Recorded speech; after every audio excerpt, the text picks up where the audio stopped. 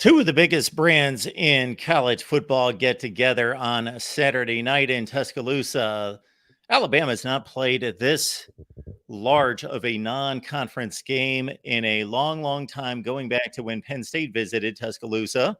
That was, of course, about 10 or 11 years ago, but it's been neutral site games for Bama ever since, before traveling to Austin, of course, and coming up with a last-second win on a last-second field goal. So everyone's been waiting for the rematch, so we thought we would blow it up big here for the next couple hours with a Texas-Bama live stream preview. So leave your comments and questions there in the chat, and we're going to bring in Texas and Alabama guests from all over the place. We've got two right here to kick us off. We've got right next to me, this is Zach Ramelius. You can join him after every Alabama game right here at the Voice of College Football, doing our Bama post game.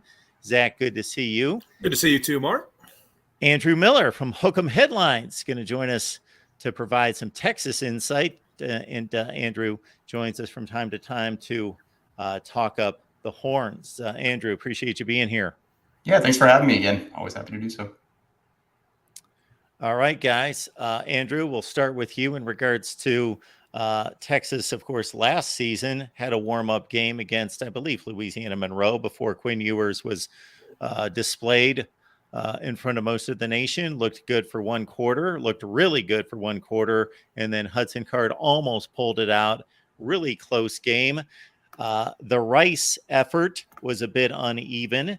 Took a while for the Longhorns to get on track, but your overall impressions of what you saw on Saturday that projects forward to maybe some concerns against Bama? Yeah, so I think last weekend against Rice, there were really two major concerns that popped up. One of which I think might be a little bit overblown, given the situation that Texas is in this week along the offensive line.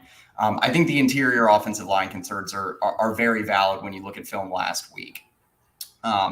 But Texas unfortunately had some injuries that cropped up. One of those injuries was to sophomore right guard DJ Campbell.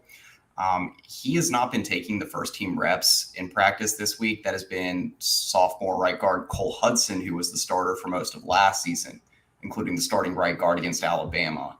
So I think you're going to be looking at a different personnel grouping along the offensive line.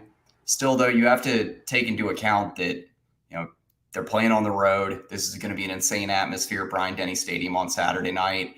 And the communication was still spotty. It wasn't just the offensive line. Wide receivers had issues blocking last weekend. So I think interior offensive line concerns are valid, but it's going to be a different group. I think it's going to be a better effort along the interior this weekend. The second concern I really had was the deep ball for Quinn Ewers. I think it's been a little bit overblown this week because, Quinn had the same issue last year, and there were other issues at work that contributed to him going over 6 on deep balls last week. It's still a little unacceptable that he's 1 of 14 on deep balls going back to the Alamo Bowl last season with 2 drops from Xavier Worthy in the Alamo Bowl last year. But, there were some missed pass interferences. I think there was one ball that the wide receiver didn't adjust quite right to, but the deep ball, it's got to be a factor. It's just so important to making Sark's offense work at a high level. And so I don't know if anything's really going to change there. Quinn Ewers has a lot of stuff to fix mechanically, and just in terms of his timing and anticipation in the pocket. But all other phases of the game for Ewers were pretty solid against Rice last weekend. Zach, I'll tee you up, and then this may work a little bit better. If you guys can certainly hit each other up with what your questions are concerning each unit here on the other side. Of course, everyone wants to talk about Jalen Milroe. Of course. Without any improvement, I and others were touting this as the worst quarterback situation in Alabama since Nick Saban arrived, basically, because you had Jalen Milroe, who showed us a game and a half of work. And he wasn't very good. Texas A&M, not very good. Elite athlete, but not a quarterback. Course. And then a lot of people like Greg McElroy said Ty Simpson's going to win this job because he's the most polished passer. And then, of course, you had Tyler Buckner coming in from Notre Dame, which he's a good backup quarterback, but at a place like Alabama should be a backup quarterback. So Jalen Milroe played much better than a lot of people anticipated on Saturday. Was your impression like this is a guy that's worked on his craft for an entire offseason? My impression was, yes, even throwing the ball mechanically, he looks so much better. And they didn't do a lot of design runs. They had the one big run that was really a broken play. But also, a major thing was very vanilla. New offensive coordinator, new quarterback. They didn't show a whole lot, both in the run game and the pass game. So while Jalen was very impressive, that touchdown he had to Isaiah Bond was a beautiful throw. There was 3 Middle Tennessee defenders rushing. He had all the time in the world. So it's hard to – you don't want to overstate a performance against Middle Tennessee. And we'll see how Middle Tennessee – I think they play like Mizzou this week. So we'll see how, that team compares to against Middle Tennessee and Bama. But, no, very impressive because, yeah, I mean, nobody knew. I thought Ty Simpson was going to be the starter. They bring in Tommy Reese, and nobody really knows what it's going to look like. And after week 1, nothing but positive results now. And I think similar to Texas, I watched a bit of that Rice game, very vanilla. A lot of levels, concepts, a lot of just halfback dives. Nothing, you don't want to put anything on tape against an overmatched opponent in week 1. Like when you got a game like this coming up and Sark knows Saban and Saban knows Sark. So, Andrew, what did you think? Because to me, it seemed like I only watched the first half, but Texas seemed really vanilla in the play calling. Yeah, I would say outside of a couple of plays, I thought that there was a little, there was a nice like motion screen to on an RPO play to Jonathan Brooks that ended up going for like a 35 yard touchdown. That I thought was a little bit of a creative play call from Sark, but it's also one that we saw in multiple games last season. Outside of that, there wasn't much crazy motion. There wasn't a ton of different pre-snap looks than what you would get out of Sark's base offense. The defense, I think you could say a lot of the same.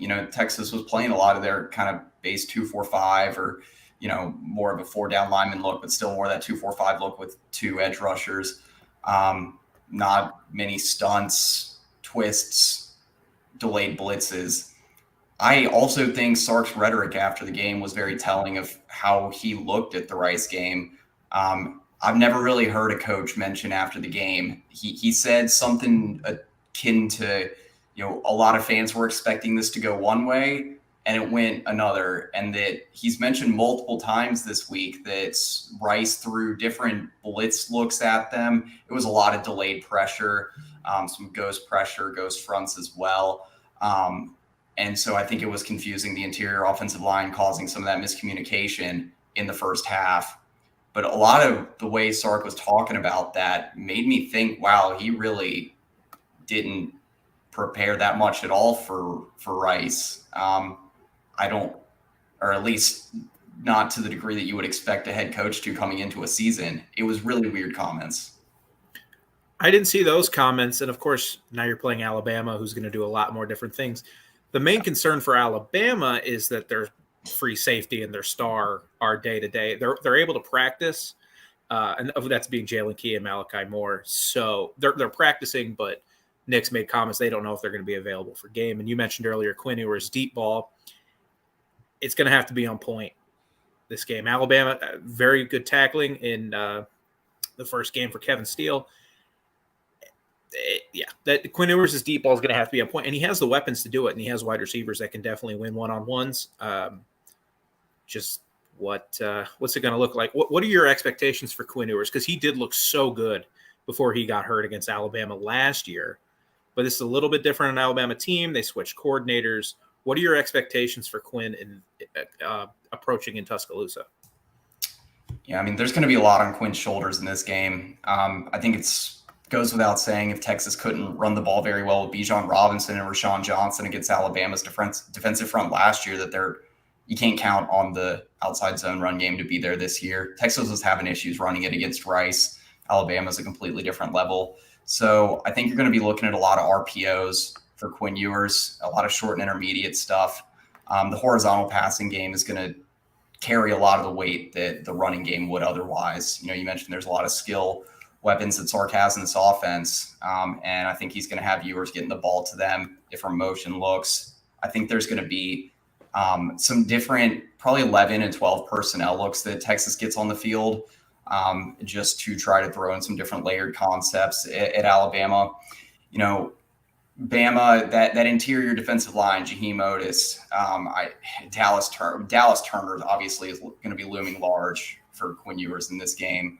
But, you know, this Alabama defensive front's not going to be super forgiving, and Texas is going to want to get the ball out of Ewers' hands very, very fast. I honestly don't know how much of a factor the deep passing game is going to be. I mentioned he's got to connect probably on one or two, but I don't think you can count on that to be a regular thing.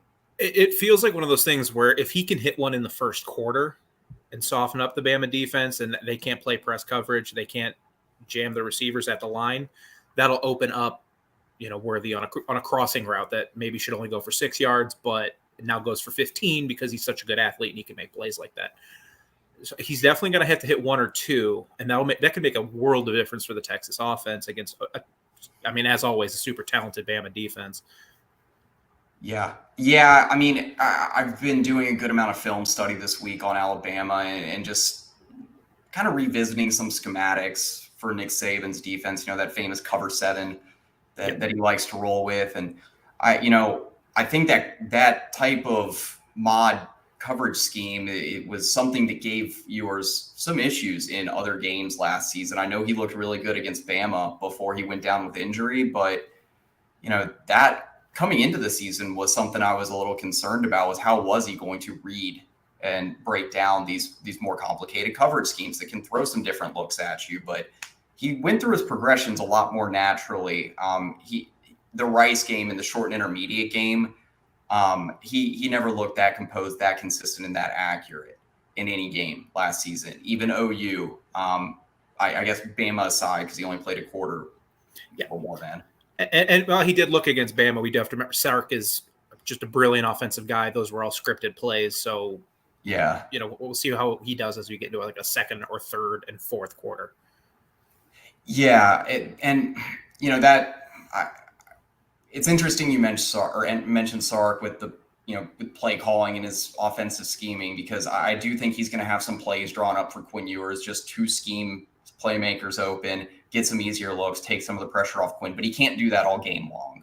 And so, Texas is going to have to start getting in a rhythm, at least to the degree where, Alabama's not always loading the box, or that, Alabama's defense can be kept on their heels to some degree, because again, I don't think Ewers is going to be able to do it all by himself this game, and the ground game's not going to be able to shoulder the load either. It's going to be a difficult matchup on Saturday for Ewers. There's no doubt. And he's going to have to process a lot. Yeah. Because the quarterbacks we've seen have success against Alabama, and I'm mostly thinking of Hendon Hooker last year. What Tennessee was able to do running the ball then opened up the deep passing game, and then vice versa. Then the deep passing opened up the intermediate, and Josh Heupel goes bombs away no matter what. So it'll be interesting what Sark schemes up, if maybe there is a play on the first series where maybe they run for 4 yards, it's 2nd and 6, and they dial one up for Worthy down the sideline. See if they can make a play, something. I'm actually really excited to see Sark call this game, because last year, once Ewers went down, it was a close game throughout, but it was just a very ugly game offensively on both sides. It was, and I think you have to attribute to that. For one, Hudson Card still had this high ankle sprain, and so that's incredibly difficult to play on. But also, you saw once Hudson Card got settled in with the Texas offense, Sark pretty much completely changed the way he was calling games against West Virginia. He pretty much switched like a spread offense to best fit Card's skill set.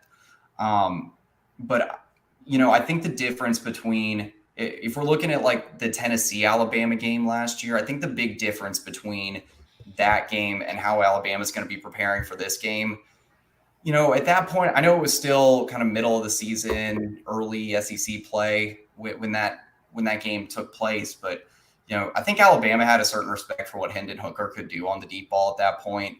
Also, Tennessee had a better interior run blocking at that point last season than Texas does early this season. So those two differences, I think, are going to kind of cause Texas to have to set the tone through the air, at least through, get maybe a big pickup on a screen player, maybe something like a short slant or post route, get your guys out in space, have them pick up some yards after the catch.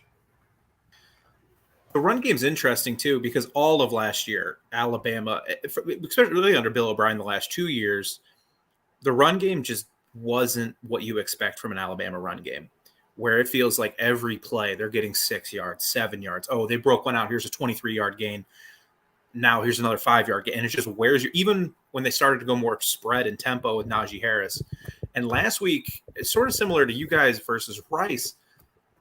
It was a very vanilla run game. So it's not, and Middle Tennessee, at least last year, did a decent job of stopping the run. So I don't want to make any conclusions, but Chase McClellan had the 120-yard run. Jalen Milroe had a long run on a broken play. And other than that, just not what you would expect from Alabama. So both run games, it'll be interesting to see how much last week was just, we're not putting anything on tape before we play our big game, and how much what they have in store for each other come Saturday.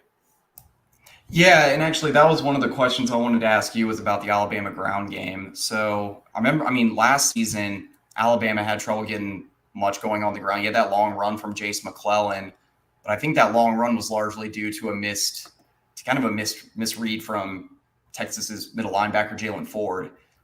Since that time, Jalen Ford has become one of the best linebackers, if not in the Big 12, one of the best defenders in the Big 12.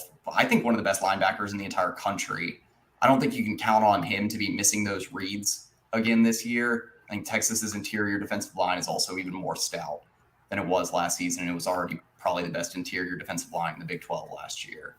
I think that Alabama, Jalen Milroe, he can give Texas some issues with his legs. I have no doubt about that. I think Milroe is going to come in with a chip on his shoulder too. He's a former Texas committees guy that was recruited by Sark. And I'd be remiss to say I think he fully knows the reason why he's at Alabama, or at least initially why he flipped, was because Quinn Ewers committed to Texas. This was a long time ago. A lot has happened since then. That's the thing not a lot of people are talking about, and that's a good point to bring up. And I know that Milroe is playing at home, and that like I said, there's been a lot that's happened since then. A lot of time has passed, but that stuff lives in a quarterback's, any player's head for that matter, especially when that's happening during your recruitment. I think for Texas, dual threat quarterbacks were a big issue last year at times. Texas Tech beat Texas largely because they had a dual threat quarterback in Donovan Smith that kind of keep you on your toes, get some of those key third, occasionally fourth down pickups, 5, 6, 7 yards. The dual threat element of Jalen Milroe's game is going to worry me. This is a question that I wanted to throw back at you, was, Jalen Milroe had an impressive week 1, but we just haven't seen a ton from him on film because he really had the Texas A&M game last year, and he wasn't really any, and it was a very limited playbook against Texas A&M. Right. And so, I was doing some digging this week, just looking through different, personnel formations, different defenses he's faced, things like that. And it's hard to say because I'm sure he's gotten better year over year. He definitely looked better against Middle Tennessee than he did last year. I saw when he was forced out of the pocket due to pressure that it really phased him quite a bit. I saw he against pressure in moving outside the pocket, he was something like 43% passing, had I think 1 touchdown, maybe no touchdowns, 2 interceptions. Much better when he had maybe even if he is coming under pressure, but much better throwing in the pocket. That kind of surprised me a little bit. Also saw that, he had about 50 scramble yards when he was coming under pressure and had to evade the pocket. I guess the way I need to ask this is, if a team is able to get some pressure up the middle, with that interior pass rush, get Milroe going outside, and you have someone spying him, maybe akin to what like LSU does with Harold Perkins, is that something you could see impacting Jalen Milroe, or do you think he'll just find a way around it and scramble? No, when you have as limited tape as you have on Jalen Milroe, something like that, something as simple as what happens when he gets pressured, you're going to be concerned about it. You're going to wonder, how's he going to react to this? Yes, he played Texas A&M. By that point of the season, we knew Texas A&M wasn't very good. Now you're playing Texas, a top 12 team. Some think they're much better than that. They're super talented. Again, playing the kid who was the reason you decommitted from Texas. How's he going to react to just pressure from the outside and then pressure from a really good Texas defense? You look at the recruiting that Texas has done, especially under Sark, that's an SEC talented defense. That's a really, really good defense. So it's hard to pinpoint what to expect from him when he has to roll out left, when he has to roll out right, and he can't just scramble for 8 yards, maybe make a guy miss and goes for 12 yards. It's hard to pinpoint what to expect. That's why this game's really exciting, because if Milroe has a big game, especially after how he looked against Middle Tennessee, oh my goodness, Alabama has another one. Like, are you kidding me? We go from Tua to Bryce to now Milroe. If he struggles a bit, then a little air comes out of the balloon. How does that impact the rest of the season if Bama wins or loses? Because the winner or loser of this game, their season's not over. Unlike like LSU, I think the other night, where it's like, oh, they played so bad, I think their season's over in the second half. The loser of this game will still have plenty of opportunity to get themselves back into the conversation. And part of that's going to be, how does Milroe look facing pressure from a super talented Texas defense? And some of it's going to be on the receivers. Last year, the Alabama receivers were not good. They just weren't good. Jermaine Burton was super disappointing all season long. They expected a kid from Louisville to be kind of their deep threat, and he just was never healthy and couldn't play. Oh, yeah. Didn't he end up back in the portal? I think it was Tyler Harrell. Yeah, Tyler Harrell. Thank you. Back in Miami. Yeah, but he went. Going to Miami. Yeah. So that it's going to be, and the receivers were better, especially like Isaiah Bond against Middle Tennessee. But again, it is Middle Tennessee. Middle Tennessee was kind of forcing you to make deep shot plays. I was listening to somebody else talk about this, and I wish I remembered who. But Middle Tennessee's whole strategy when they play teams like Alabama or other SEC teams is, we'll give them the deep shot, and if they hit it, like they should, we're Middle Tennessee. But if they don't, we can kind of hang around and stay in the game and see what happens as we move forward. So we'll see what we see. We'll see what we get from Milroe this week. I'm super excited to watch it because, as everyone should be, a new offensive coordinator, Tommy Rees, kind of an offensive coordinator hire that was not made fun of, but a little like, that's your guy? That's the guy you're going with, Tommy Rees? And then you bring in Tyler Buckner, and then Saban in the first depth chart puts Orr on 4 quarterbacks, not just 3. So we'll see what Milroe does this week. Does he show out and have a big game against a really good Texas defense, or do some of those concerns we had preseason after the film we saw last year come more into focus, and we start to really wonder, okay, what does Alabama look like against the rest of the SEC West? How do they compare against Georgia and some of these other teams moving forward? Yeah, to follow up on your point about the wide receivers, that was another thing I wanted to ask. I hear a lot of talk about Jalen Milroe this week, and rightly so. I mean, he's going to be the starting quarterback, first-year starter, or he's the starting quarterback, first-year starter. But, you guys had Bryce Young last year, maybe the best quarterback in the last 2 decades at Alabama. Maybe that's Tua. I don't know. That's probably up for conjecture. But, Bryce Young played a really good game last year, and Alabama puts up 20 points. I think a lot of that's due to the kind of ineptitude of the Alabama receivers. There were a lot of drop balls, a lot of catchable balls that probably should have been brought in at least at a 50% rate that just weren't. You mentioned Isaiah Bond. Is there anyone else that, Texas fans or just people in general should be looking for that, could make an impact on this game? Jermaine Burton, he looked a lot crisper. I know people know the name Jermaine Burton. He was on the first Georgia national championship team. He's the guy that's going to have to step up and be a wide receiver 1 or a 2.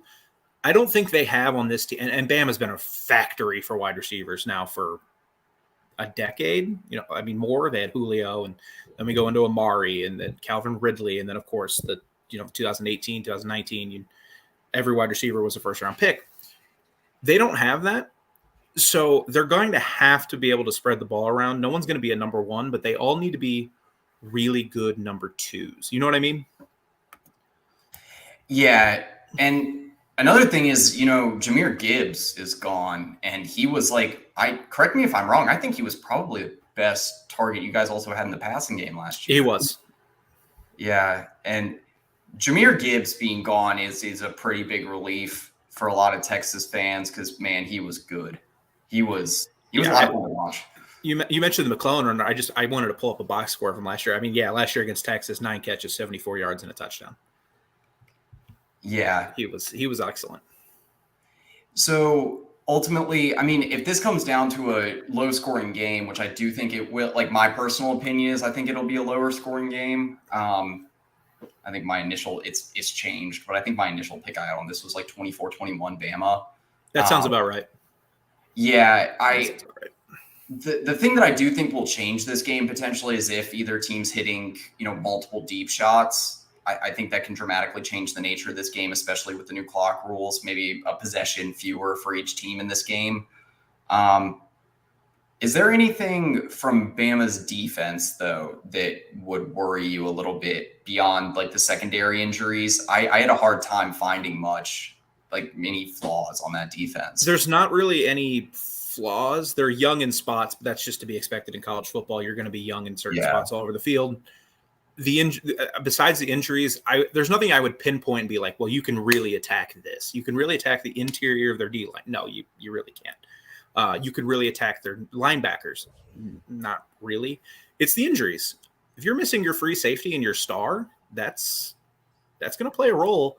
And when you have an offensive play caller like Sark, you're not playing insert bad offense here. They're going to find ways to exploit that. And while your second guy may be super talented, it's Alabama. They're going to be fast. They're going to be have plenty of athletic ability. Do they have it up here to make a play when what's coming at them if they haven't had the reps to, especially playing a team like Texas? Yeah. Okay. I remember hearing earlier this week that it was more likely that Jalen Key was going to give it a go this weekend than Malachi Moore. Or that might have been the other way around. Is there any truth to one of those being more likely to go than the other? Only thing I saw today was Saban said they're both practicing, and we'll see how they are as we get closer to game time. Okay. Yeah, that's one thing that I was definitely wondering about. And then, I mean, as far as the corner and wide receiver matchups go, I have a hard time seeing Texas finding too much room to run. But I think Texas, I mentioned there's going to be a lot in the horizontal passing game that they're going to try this weekend. Have you seen much from Alabama in the last year or so that would make you think that they're going to be just completely buttoned up or maybe have some issues contesting space if you got some different screen action working against you? No, not any concerns, but again, Texas was able to really beat them Tennessee was able to just burn them on deep passes. Jalen Hyatt. Yeah. LSU. It was more RPO stuff. So, but I don't want to say no, there's no concern with it because how many teams are running this style with the athletes that Texas has and the quarterback talent that Texas has in Ewers. Yeah, I almost think I think it's more going to look like a hybrid game plan of what you saw between LSU and Tennessee. I think Texas is going to try to stretch the field some, but I have a good feeling that you're probably looking at least 10 or 12 RPO passes from Quinn Ewers on Saturday.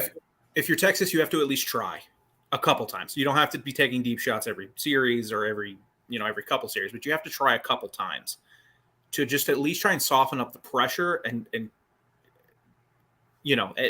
in a game like this, especially it's going to be one score, one big play like that could make all the difference, or a dropped punt, or just something goofy happening.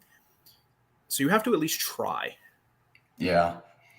I do think that Texas is going to try to test the Alabama linebackers. I don't think that Texas connected enough with JT Sanders last year. I know that there's a play in the end zone where there's a lot of contact. Sanders wasn't able to come down with it, but I never thought that Hudson Card and JT Sanders had the best chemistry, but I think Quinn Ewers and Sanders do. So I'll be interested to see how much Texas attacks, especially Alabama doesn't have, a slot corner healthy, then at least the starting slot corner healthy, then I think that would be like one area that Texas might try to attack.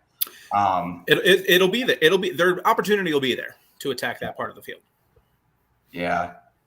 From like the perspective of Alabama's offense against Texas's defense, do you think that, like, I guess, where do you think that Alabama is going to try to exploit that like kind of high level question to me is something that I've been going back and forth on. I don't really know. So, like I said, where they might try to exploit, again, like last year with the quarterback running back pass connection, see if there's something there again this year. I don't know if there will be. It's really hard to tell what Alabama's going to try and do at all offensively. Now, obviously, they're going to try and use Jalen Milroe's legs. He's an elite athlete. They're going to try and get him out in space, make defenders make decisions out on the perimeter. But as we talked about earlier, his numbers against pressure haven't been good at all. So with a new offensive coordinator, it's really hard to tell what they're going to try to do, especially off last week where they didn't do anything special. A lot of power, a lot of just – so I don't know how to properly answer that question because it's one thing for Jermaine Burton to look so much better against Middle Tennessee, just getting off the ball. It's another thing to do it against Texas. Then I guess from your perspective as a fan and someone that covers the team, would you feel more comfortable if they came out and kind of tried to set the tone more leaning on the pass or the run? Run. If Alabama is going to be a national title team this year, they need to run the football. And they're going to need to go back. If Alabama is going to win a national title this year or even compete at that level and get to that point, it needs to be more like the 2016 team than, say, 2020. That's fair.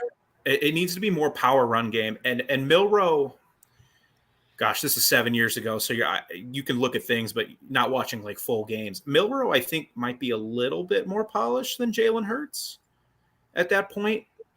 That bodes well for him down the road. Yes, but does he have Jalen Hurts' work ethic and exactly. all that stuff that makes Jalen Hurts special? They're different.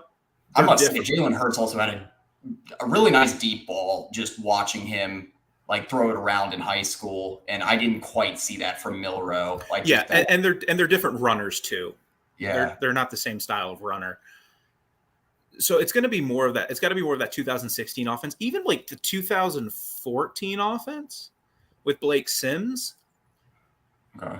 Unfortunately, they don't have Amari Cooper because he would be nice to have on this team, or even a running back like Derrick Henry. So, but it's going to need more of that style of team.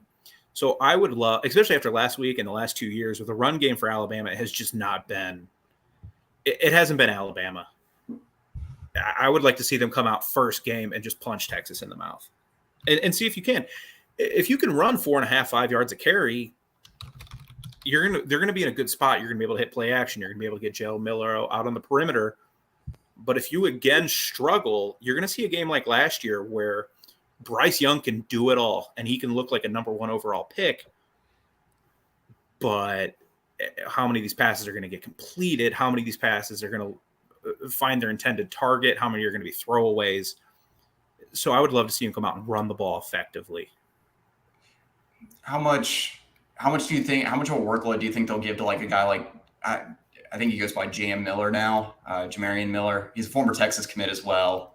I've heard that he's someone that might get a decent workload this weekend on the ground.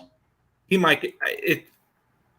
It's very hard to answer questions about Texas or Alabama's offense just because we did not see it. Last week, he only had 4 carries. McClellan had 10 carries. Roydell had 7. Justice Haynes, it seems like it's going to be more of a balanced look, and kind of what happens. It might be one of those things where in game, it's like, okay, this kid's got the hot hand. Let's just feed him a little bit. It might be Jamarion Miller with a little bit of a revenge game, but there's some really good storylines off the field in this one too. Yeah, that's fair. I'm really interested to see kind of the back and forth of how Saban and Sark both come out, try to set the tone versus what in-game adjustments kind of take place, because I'm assuming that the game plan coming in for both offenses is going to hit some speed bumps early. I don't think either offense. Even in week 2, nothing's going to look smooth for either team right away. Yeah, and I think Texas's defense, they looked so good in week 1, and they got a lot of returning starters, but so many of these young guys, especially in the secondary, they were able to rotate in week 1. I don't think Texas had a single guy that played more than 30 defensive snaps on Saturday, and they got good efforts pretty much all up and down the defense. Multiple turnovers forced. I will say, though, the one area that might concern me a little bit is if Alabama tries to run maybe some outside zone or off tackle at one of Texas's, maybe the less experienced edge position. Texas has a starting edge, Ethan Burke, that he's lengthy, about 6'6", 6'7", 260 pounds. But he's a first-year starter, good pass rusher, had a sack and a half last week. I don't think he's quite there yet with the run defense, setting the edge. And so, that's probably the one area that potentially concerns me for Texas. But their other edge rusher, Barron Sorrell, is an established guy. He played really well against the run last season against Alabama. So I guess that's probably one of the things I'm trying to figure out myself just by watching film. But yeah, I mean, it's trying to figure out what Saban's going to do ahead of time is a unsolved mystery that's kind of a waste of time. Yeah, it's one of those, and same thing with Bama's offense. You can rewatch the Middle Tennessee game, you can see what Milroe did against Texas A&M. And it's new coordinator, what are they going to try and do? As far as Sark and Saban, it doesn't feel as contentious as Saban Kiffin felt at times. And I know Kiffin likes to joke around at times with it, but you hear stories about Saban and Kiffin just butting heads, and you really don't hear any about that with Sark, which is really funny. Yeah, Sark he's just such a laid back guy in private, and he's such a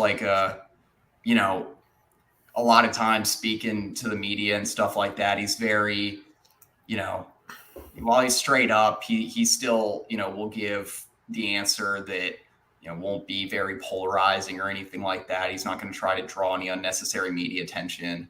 And so, whereas Kiffin is kind of the opposite in certain ways. Yes. Oh no. Yeah, absolutely. So I think, I think Sark's personality just fits in really well with Saban, and Kiffin for him is just so against the grain with so many different other coaches, but especially with Saban. And you could argue Kiffin saved their run in 2014-15. I guess my last question for you is kind of a Texas as a whole question. Mm-hmm. How do you, as a Texas fan, how do you feel about Sarkisian? Just in general, how do you feel he's doing? Obviously, he's been knocking out of the park, but yeah, how's he handling everything, especially after, I don't want to call last year disappointing because of how young you guys were, but I think Texas. For Sark, it's you're gonna have to see what happens at the end of this season to give it a complete grade. He really is that coach that needs 3 years to say. Whereas what I feel like when Tom Herman was on campus, by the end of the second year, you kind of knew a lot of the ups and downs that were going to come with his coaching tenure. Sark, it still feels like it's on that upward climb right now where, we got to see what happens throughout Big 12 play. I think if Texas gets blown out on Saturday, that's one thing. At that point, you can be like, okay, what's happening with Sark? They played really well last season, then this year they just can't match up. But, I think to the year-over-year progress, it was a successful season last year. I think that Texas would have had a 9-win season and would have finished in probably the top 15 if Bijan Robinson and Rashawn Johnson just played in the bowl game.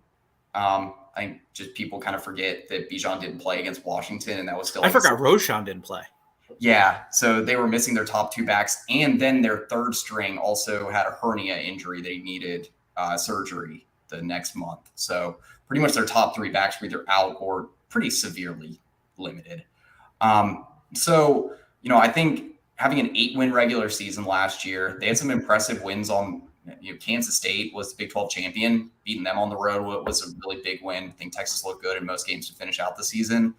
For Sark, though, you gotta avoid some of those road letdowns that they had. Oklahoma State last year was probably the most frustrating loss that Texas had. It was just a very winnable game. TCU as well.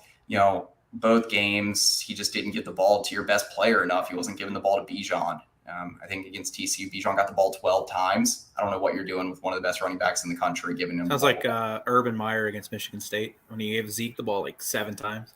Yep. Yeah. Is that 2015? 15. It had to be 15 because it was a year after the. It was more like 13, but yeah, the point well taken. So anyway, I think for Sark, there's been some coaching hiccups along the way. I think it's the in-game. It's kind of managing those situations in-game, avoiding those letdowns, especially when you have those double-digit leads. But he did a better job of managing that down the stretch last year. The program is definitely a lot more locked in right now. The culture turned around last year, and it seems like it continues to get better this season. Recruiting's been a success. We still have a long way to go with the 2024 class, and this is a really important class for the Longhorns. They've had some misses during the summer that were a little bit surprising, but I think they're still on the right track on the recruiting trail. Right now, I'm happy with where the program is at under Sark, but this year Texas has a wide open Big 12. I won't say wide open, but they have such an easy path to winning the Big 12 title game, it seems, especially after the first week in Big 12 play where you had Texas Tech, Baylor, TCU all losing, all teams that are on Texas's schedule this fall. And I think don't look as good as advertised. It really does feel like if Texas isn't in the Big 12 title game, at least, what are we doing here? Yeah, that's because Kansas State's really good. Kansas State under Chris Kleiman's just going to be good. I went to a school in the Missouri Valley. Chris Kleiman he's just a good coach. Look what happens when you hire a coach that can just win football games. I agree. I think that, Kansas State's going to be a good program for a long time, especially in the new Big 12. I think OU is better than they were last year. Yeah. They have to. They just have to be. Naturally, they have to be. Yeah. I still have questions about their skill positions. I don't think they have as many playmakers as they need to be a top-tier team, but I think the defense is going to be better. Quarterback, they actually have depth this year with Jackson Arnold, I think. So if Dylan, something does happen to Dylan Gabriel, I think they're in a better situation. OU could make it I picked them to be in the Big 12 championship game just because of how easy their schedule is. They did get a break. Yeah. Schedule.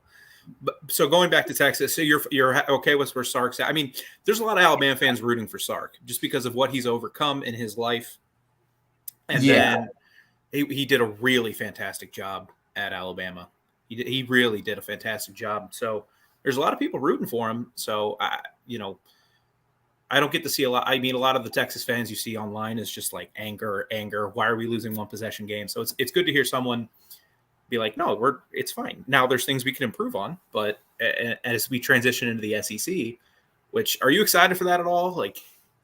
Yeah, I mean, so a little background on me. I'm actually an Oklahoma State undergrad, LSU grad for master's, and then I've done some Andrew, studies. You probably don't know this. We follow each other on Twitter, so I knew that. Oh, okay. Yeah. I don't post a ton on my personal page anymore, but I still do some there. But yeah, I'm kind of split fandom here. It's been well documented on the website and everything, or on my Hook'em Headlines page. But I kind of get the viewpoint there of what it's like for two different coaching regimes within the Big 12. And so I'm actually kind of happy to see Texas branch off and play in the SEC for me personally. But I'm just really excited to have kind of that level of game every single weekend for the Longhorns. I think that having those Texas Georgia or Texas Florida games is going to be a lot more exciting than Texas Baylor, Texas Houston. Yeah, it'll be interesting to see where, and this is a long-term, where that conversation is 13, 14 years ago from now, where Texas Florida isn't oh my goodness, Texas is playing Florida. It's like, oh, Texas is playing Florida. That's cool. Guys, we appreciate you being here. You're both definitely welcome to stay, and I appreciate you getting our conversation started. At the same time, I want to respect your time, Andrew. I think you were on a time limit, but you are more than welcome to stay. That's Andrew Miller, everyone. Hook'em Headlines. You've heard the knowledge, the insight, the information, everything involved. So please check out his work. Hook'em Headlines is the Twitter handle. Andrew, anything in particular that you're releasing this week that people should be looking out for? Yeah, I got 2 more pieces coming this week on the site. They're going to be a little bit more intensive. I'm talking about my biggest concerns for Texas going into Alabama, and then also why I think Texas could pull the upset of Alabama. We also got an in-depth preview coming on our YouTube channel tonight. So busy week of coverage, to say the least. Absolutely. Yeah. We appreciate you being here. And again, you are welcome to stay as long as you'd like. Zach, you as well. This is Matthew Miller, who hosts our post game here at the Voice of College Football for Texas. And so wanted to get Matthew in on the conversation as well. I got to get running. I appreciate it. Yeah. Thank you, sir. Thank you, Zach, as well. It was of course, Andrew. Enjoy the game, man. Thank you. You too. I also have to get running, but thank you, Mark, so much. I'll be listening in my car for the rest of the show. You guys have a great show, and I will see all of you Saturday. Tune in whenever the game ends. We'll go live. We'll talk about it, which is going to be a fun game. So you guys enjoy the rest of the show. Stick around. Join our call-in shows on Saturday night, and have a great night. Thank you, Zach. Appreciate it. All right, Matthew, we will keep it going here as we play dominoes there for a second. Appreciate you being here, Matthew. Thank you for your patience. Oh, you're good. We can certainly let me do this, and I'll open the floor to you to go on in any direction you'd like. Let's keep in mind, everybody, that Texas Tuesdays aired on Tuesday. Makes sense. And 7:30 Eastern time, so everyone can go back and watch that. It's on the Texas channel. It's on the Big 12 channel. The links, or at least the Big 12 link for sure, is in the description section of the video. And then we've got a number of questions here that I can shoot your way once you just kind of lay the groundwork of where you stand at this point. Okay, yeah, that works. I think it's going to be a great game. I'm super excited for this game. I've laid this out. I'm going to be honest with you. I started to get nervous today. I'm going to be nervous all week until we lead up into Saturday. This is the biggest regular season game for Texas since we traveled to Notre Dame and absolutely got mollywopped. I think what was the final score of the game? 35-3 or something like that. It was not a fun game to watch. It was, I'm glad I didn't buy tickets because I considered it at the time. It's not a far trip for me. I live in Ohio, so Indiana, but I'm glad I didn't do that. But some of the things that those guys talked about, I agree with. Other things I disagree with. I think Texas is going to have to hit deep shots. It's something that we haven't been able to do with Quinn Ewers. And if we don't hit them, it's going to be an issue because here's some stats that I can read off for you guys that have happened with the games that Alabama has lost at home. So they lost obviously to A&M, Auburn, Ole Miss, and LSU, a little bit out of order there. But the average for those 4 quarterbacks, 300 yards passing, 3.25 yards accounted for, 9.85 yards per attempt, 54 rushing yards. And they also hit on 46% of their third down rate. You have to convert on third down and you have to hit deep shots. 9.85 yards per attempt is quite a bit. For example, Quinn Ewers in his 5 road games hits 8.4. So he's going to have to increase that by 1 basically to get on that level, 1.5, honestly. So it's something that we need to hit. And I think Nick Saban is honestly going to give that to us early in the game to see if we can hit it. I think he's going to dare us to go deep because we haven't shown it on tape other than the Alabama game last year. Quinn Ewers has not been able to hit that deep ball. And I don't think Nick Saban wants to make Quinn Ewers throw the short and intermediate passing game because Quinn Ewers actually excels in that. I think he's very good at that. I think he proved that in the Rice game. He was very good just in that game alone. But throughout last season, he was good at that. He just cannot hit the deep ball, and that's something we have to do. And then on the defensive side, we have to contain Jalen Milroe. Jalen Milroe is one of the most explosive athletes at the quarterback positions in college football, period. We have to stay with our rushing lanes. We have to stay right on target with that. We cannot allow him to escape the pocket. If he escapes the pocket, there's a good chance he's running 50, 60 yards open free for a touchdown.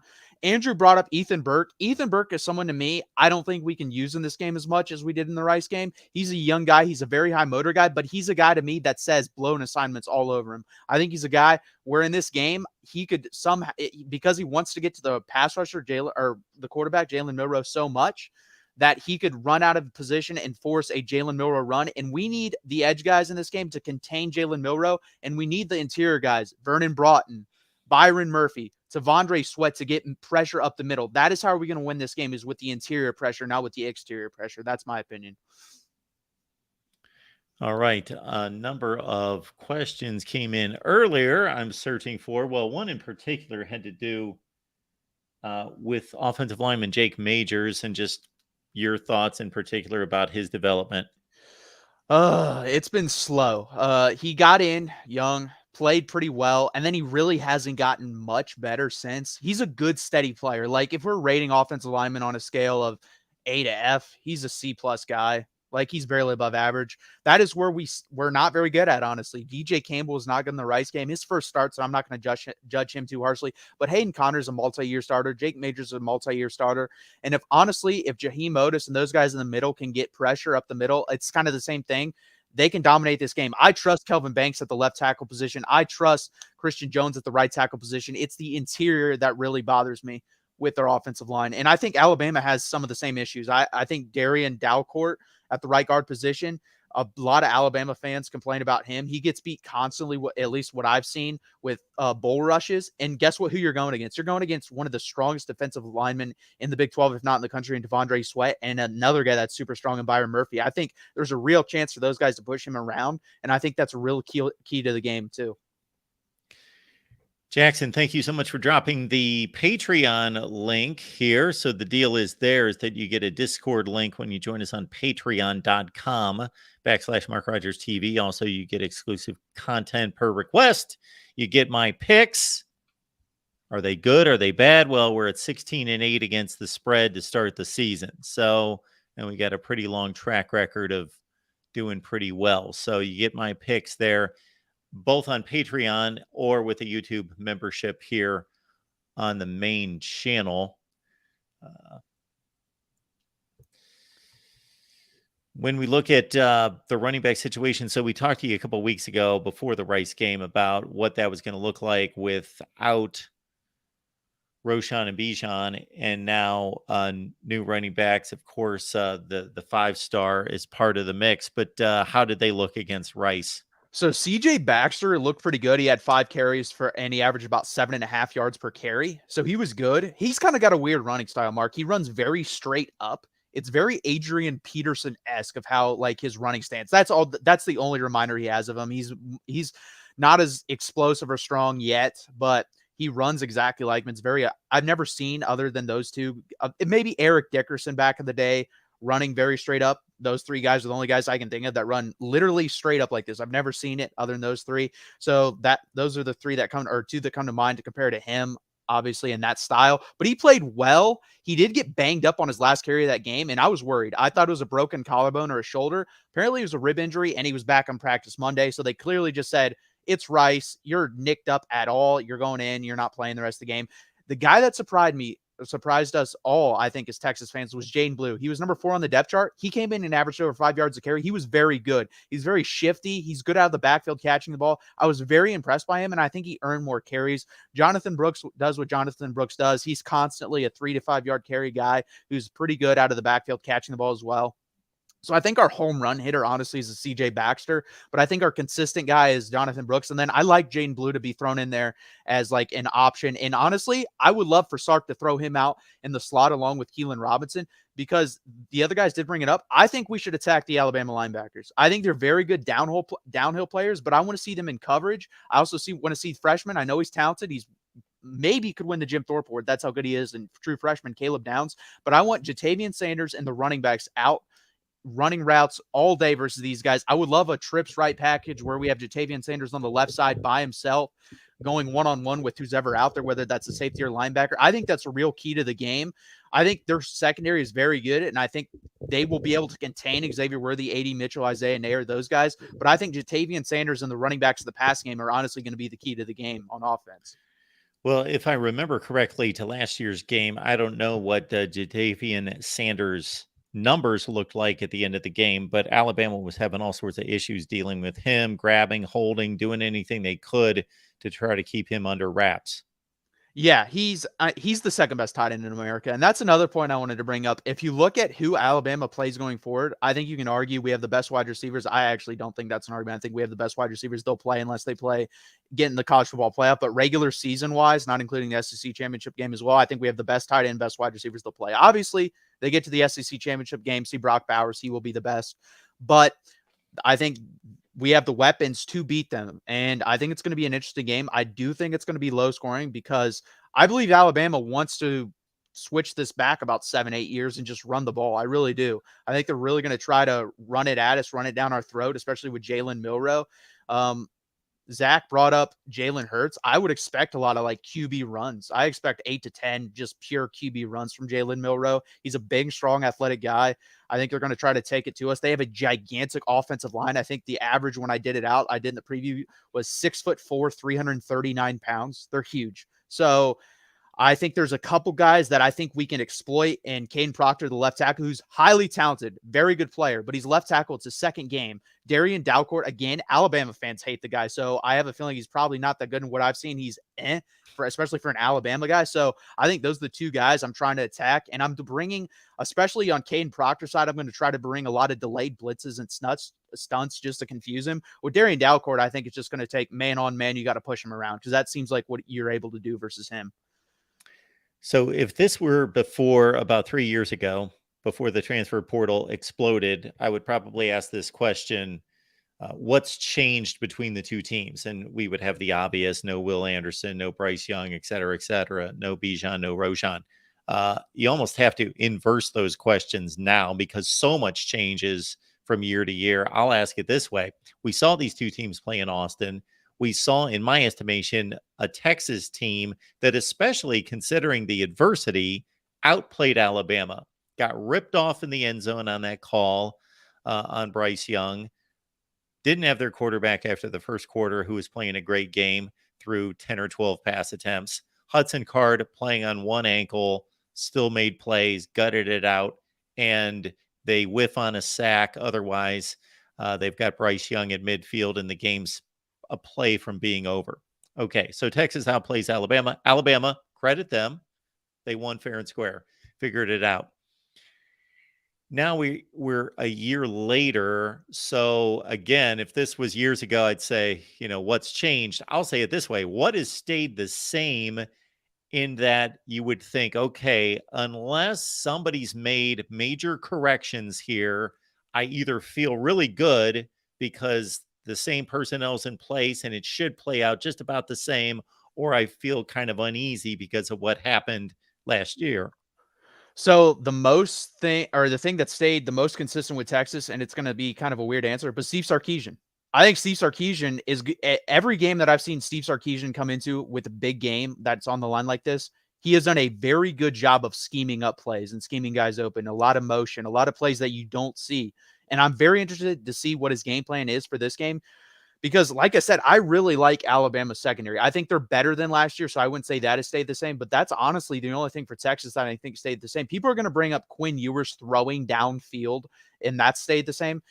The problem is that's really the only time he was ever able to do that consistently. And the guy that they had out there was playing for Eli Ricks because he was hurt in that game. Kyrie Jackson, I believe his name was, is no longer with the team. He was a community college or junior college transfer who, after 1 year, transferred out. By the way, never saw the field again after the Texas game. That's how bad he was. So I think if Texas fans are banking on that, I think you're sorely mistaken. Now, I will say this. Kool-Aid McKinstry is a beast. Kool-Aid McKinstry and Xavier Worthy are going to have back and forth plays. I think that's a matchup NFL scouts are going to be like watering at the mouth to watch because, in my opinion, Xavier Worthy is a top 5 wide receiver in college football. I think Kool-Aid McKinstry is a top 2 cornerback in college football. So I think that's going to be a hell of a matchup. The matchup to watch for is the other side of the field. I want to see Terrion Arnold versus whoever, whether that's A.D. Mitchell, Isaiah Nair, other guys out there, Jonte Cook maybe, but it'd be very, very interesting to see that matchup because Terrion Arnold did get picked on a little bit last year other than Kyrie Jackson. So it'll be interesting to watch that. And again, I really don't think it's going to come down to wide receivers and cornerbacks as much as people think. I think it's going to come down to the linebackers and safeties versus our tight ends and our running backs. I really think that's where Sark's going to exploit because that's where I see the advantage. I don't see much of an advantage, even though I do love our wide receivers with their cornerbacks and our wide receivers. Paxton in the chat, I have asked a couple of your questions, so those were taken care of, but you're giving indications that you left and you've come back, so you can always check out the conversation at any time. These obviously post, and you can go back and you can find what you missed. And keep in mind, we've got an Amazon link in the description section of these videos, and here's the deal. We've tested this out with like 20 people. It's the same exact shopping experience. So why not use it? You help us grow the channel. It doesn't change your shopping experience. It does not cost you a penny. And the Amazon links in where the capital letters say Amazon, they're in the description section. Matthew joins us twice a week. He's got Texas Tuesdays on Tuesday, 7:30 Eastern time. That's on the Texas channel. It's on the Big 12 channel that we would love for you to take part in, folks. Subscribe to our new Big 12 channel in particular. And then after the Texas-Bama game, we'll be all over the place with Matthew here. We'll be on the main channel. We'll be on the Texas channel. We'll be on the Big 12 channel. So take your pick. Join Matthew after the game for the Texas Slant on the big matchup, which is got to be Texas's biggest game out of conference since, well, you mentioned Notre Dame forever ago. Yeah, what is that, 2014 or 15? Might have been 15 or 16, actually, but it's been a long time. Was that the year before or after they played at Texas and they played like No, a 50-43 game? that was the year after we played them at Texas. The year before is when we played them in Notre Dame. And that's the thing, too. People don't realize, Mark, do you know when the last time Alabama lost an out-of-conference home game was?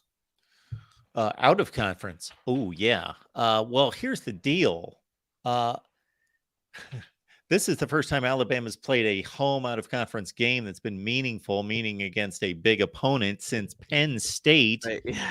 They played a home-and-home against Penn State in 2010-11. And Penn State wasn't really that good at that point. They were okay. But since then, they've played all neutral site games for their big games. Yeah. So they haven't even played anybody decent. So I've got to go, hang on. It wasn't when they lost to Louisiana Tech. Yeah, it was Louisiana Monroe. That was their last. Louisiana Monroe. Yeah. I get those mixed up because they lost to Louisiana Tech with either probably David Shulis, the head coach. The Louisiana Monroe was Nick Saban's first year. Wow. Yeah. It's insane. Like I said, that's why this is such a tall and monumental task for Texas. It really is. It's going to be a fun game. It's going to be a hard game. And that's why I brought up like the quarterback stats for those guys, the averages, because again, another stat in those 4 games that they lost between Auburn, Texas A&M, Ole Miss, and LSU, the turnover battle was won by those 4 teams 12-2. So you have to win the turnover battle. You have to win, in my opinion. You have to at least hit 45% on your third down conversions. And I think Quinn Ewers is going to have to be above 9 yards per attempt passing. I don't think he's going to have to get the 9.85, but I think he's going to have to be 9 yards per attempt. And I also think people are going to be surprised. Quinn Ewers is a lot more athletic than people give him credit for. He kind of this is going to be crazy. He's not Joe Burrow, but athleticism wise, I would put him. I think Joe Burrow's a slightly better athlete than Quinn Ewers is, but I wouldn't say much. And Joe Burrow ran for 60 something yards versus Alabama when they played in 2019. I think Quinn Ewers is going to have to run for 30 to 40 yards in this game. I really do. I think there's going to have to be some keepers from him where, just like we saw Jordan Travis when they collapse off of RPOs, where he's going to have to keep it and run. And I think the RPO game is going to be important in this. I think you're going to have to hit them with slants and drags and stuff like that, and then eventually attack them deep. But if you think we're going to run on this Alabama team, you're just wrong. No one does at home, especially. And then last year we had, I believe, 33 carries for 76 yards, Mark. So we're just not going to be able to run. I think if I'm Steve Sarkisian, I'm running max in this game 25 times. I want to pass. Like, you have the highest rated recruit in the history of college football at quarterback. It's time for him to nut up and play like he is that. And he should. We'll have to see, though. Let that one sink in, everyone. All right. You ready to take a couple of calls? We got 2 people calling in. Absolutely. All right. TriStar, we're going to tee up. What do you have for Bama, Texas? This is our guy, Matthew. TriStar does our Tennessee post-game show. How about that? TriStar. Well, Mark, thanks for having me on. How y'all doing tonight? Doing well. Doing good. How about you? Doing great. Driving through middle of nowhere, Iowa right now. That's why I don't have my camera on. You wouldn't be able to see me anyways because it's dark. It's quite all right. But anyways, my thing is this. I predicted going into the season that Texas would win this game because, again, now, especially after watching how Alabama ran the ball in Middle Tennessee State, and knowing that Texas does have a really good front seven, a really good rush defense, I think that's going to play into Texas's advantage. And it's going to be the same thing with Tennessee. Like, this is going to be basically a preview of Tennessee, Alabama, because I know Texas is probably top 2-3 wide receiver in the country, but Tennessee is not far behind. And Tennessee is also very great at running the ball. They almost 300 yards against Virginia. I think we'll probably have something like that again this week. But I just wanted to see, so do you think that you'll be able to do all that stuff against Alabama? So it's definitely going to be an interesting matchup, and I actually agree with you. I think this is kind of a preview for Tennessee. I actually like Joe Milton's deep ball from what I've seen more than Quinn Ewers at this point. I think arm talent-wise, Joe Milton has a little bit more. I think Quinn Ewers is probably more accurate than Joe Milton at this point. Like you said, I think our wide receivers are better, but again, if your quarterback's seeing the deep ball, I think that like it's null and void at that point. It's going to be very interesting because I do believe what you said is to be true. I think Alabama's going to try to run it down our throat, and their offensive line it's good, very good. Do I think it's like a top tier what Saban has had at Alabama? No, I think it's a tier below that. And I think we'll be able to stop the run. Now, the thing is, Jalen Milroe puts a big if in that question because the guy is such an explosive athlete that, again, if you're not very good in your rushing lanes and keeping him in the pocket and very good with your angles and especially your open field tackling, he's the type of guy, he misses one tackle and he's taking it 60 yards to the house. So that's the main concern for me with them running the ball. I'm not scared of their running backs. I am scared of, and I'm definitely scared of Jalen absolutely. Milroe. I mean, Jalen Milroe can, as I like to say, Jalen Milroe, he can run like a deer. I mean, that guy's fast. But again, to me, if I'm Alabama, I'm very concerned about the running back play and the offensive line blocking for the run because your RB1, the guy who's supposed to be your main lead running back, only averaged 3.9 yards a carry against Middle Tennessee State. And if he's only doing that against a team like MT, and no disrespect to the Blue Raiders of Murfreesboro, no disrespect to them, but if you're only doing that against MTSU, Tennessee has a very good front seven that is phenomenal at stopping the run. The secondary has gotten better, and I just feel like it's going to be kind of the same thing like what I'm predicting in this game against Texas. Yeah, I think Texas wins, and I say my prediction is 31-28 Texas. That's not a bad prediction because I do think it's going to be a little bit of a low-scoring game, and I do believe if it does get to 30, whoever reaches that 30 mark first wins, just for the fact that, like we both agree on, I think Alabama wants to take the air out of the ball and run more. I do agree with you. They did struggle, and I will say this, though. Middle Tennessee State run blitz like every play. Like, they were going to say, hey, we want you to throw deep, and guess what? Jalen Milroe could throw deep. Like, that's what he did. He did that pretty damn well, a lot better than I thought he would. For me, the key for Texas is the front seven have to be able to contain the run, and then you have to tell your guys, our game plan is we want Jalen Milroe to basically beat us by death by 1,000 cuts. We cannot have the big play going deep because I don't know if Jalen Milroe is capable of reading the defense and picking you apart 7 to 8 to 9 to 10 plays to score a touchdown. I don't know. I haven't seen that. I have seen him hit plays deep, and he has a giant arm. He's decently accurate going down the field. So I think that should be Texas' game plan, is saying, hey, we're gonna make you go 8 to 12 plays, a drive to score points. That should be the goal for Texas. Yeah, I agree. And, again, like I said, my prediction for this game is 31-28 Texas. And my predictions, I've got Alabama going 9-3 with losses. I could see that. Who do you have them losing to? Tennessee and LSU. Okay.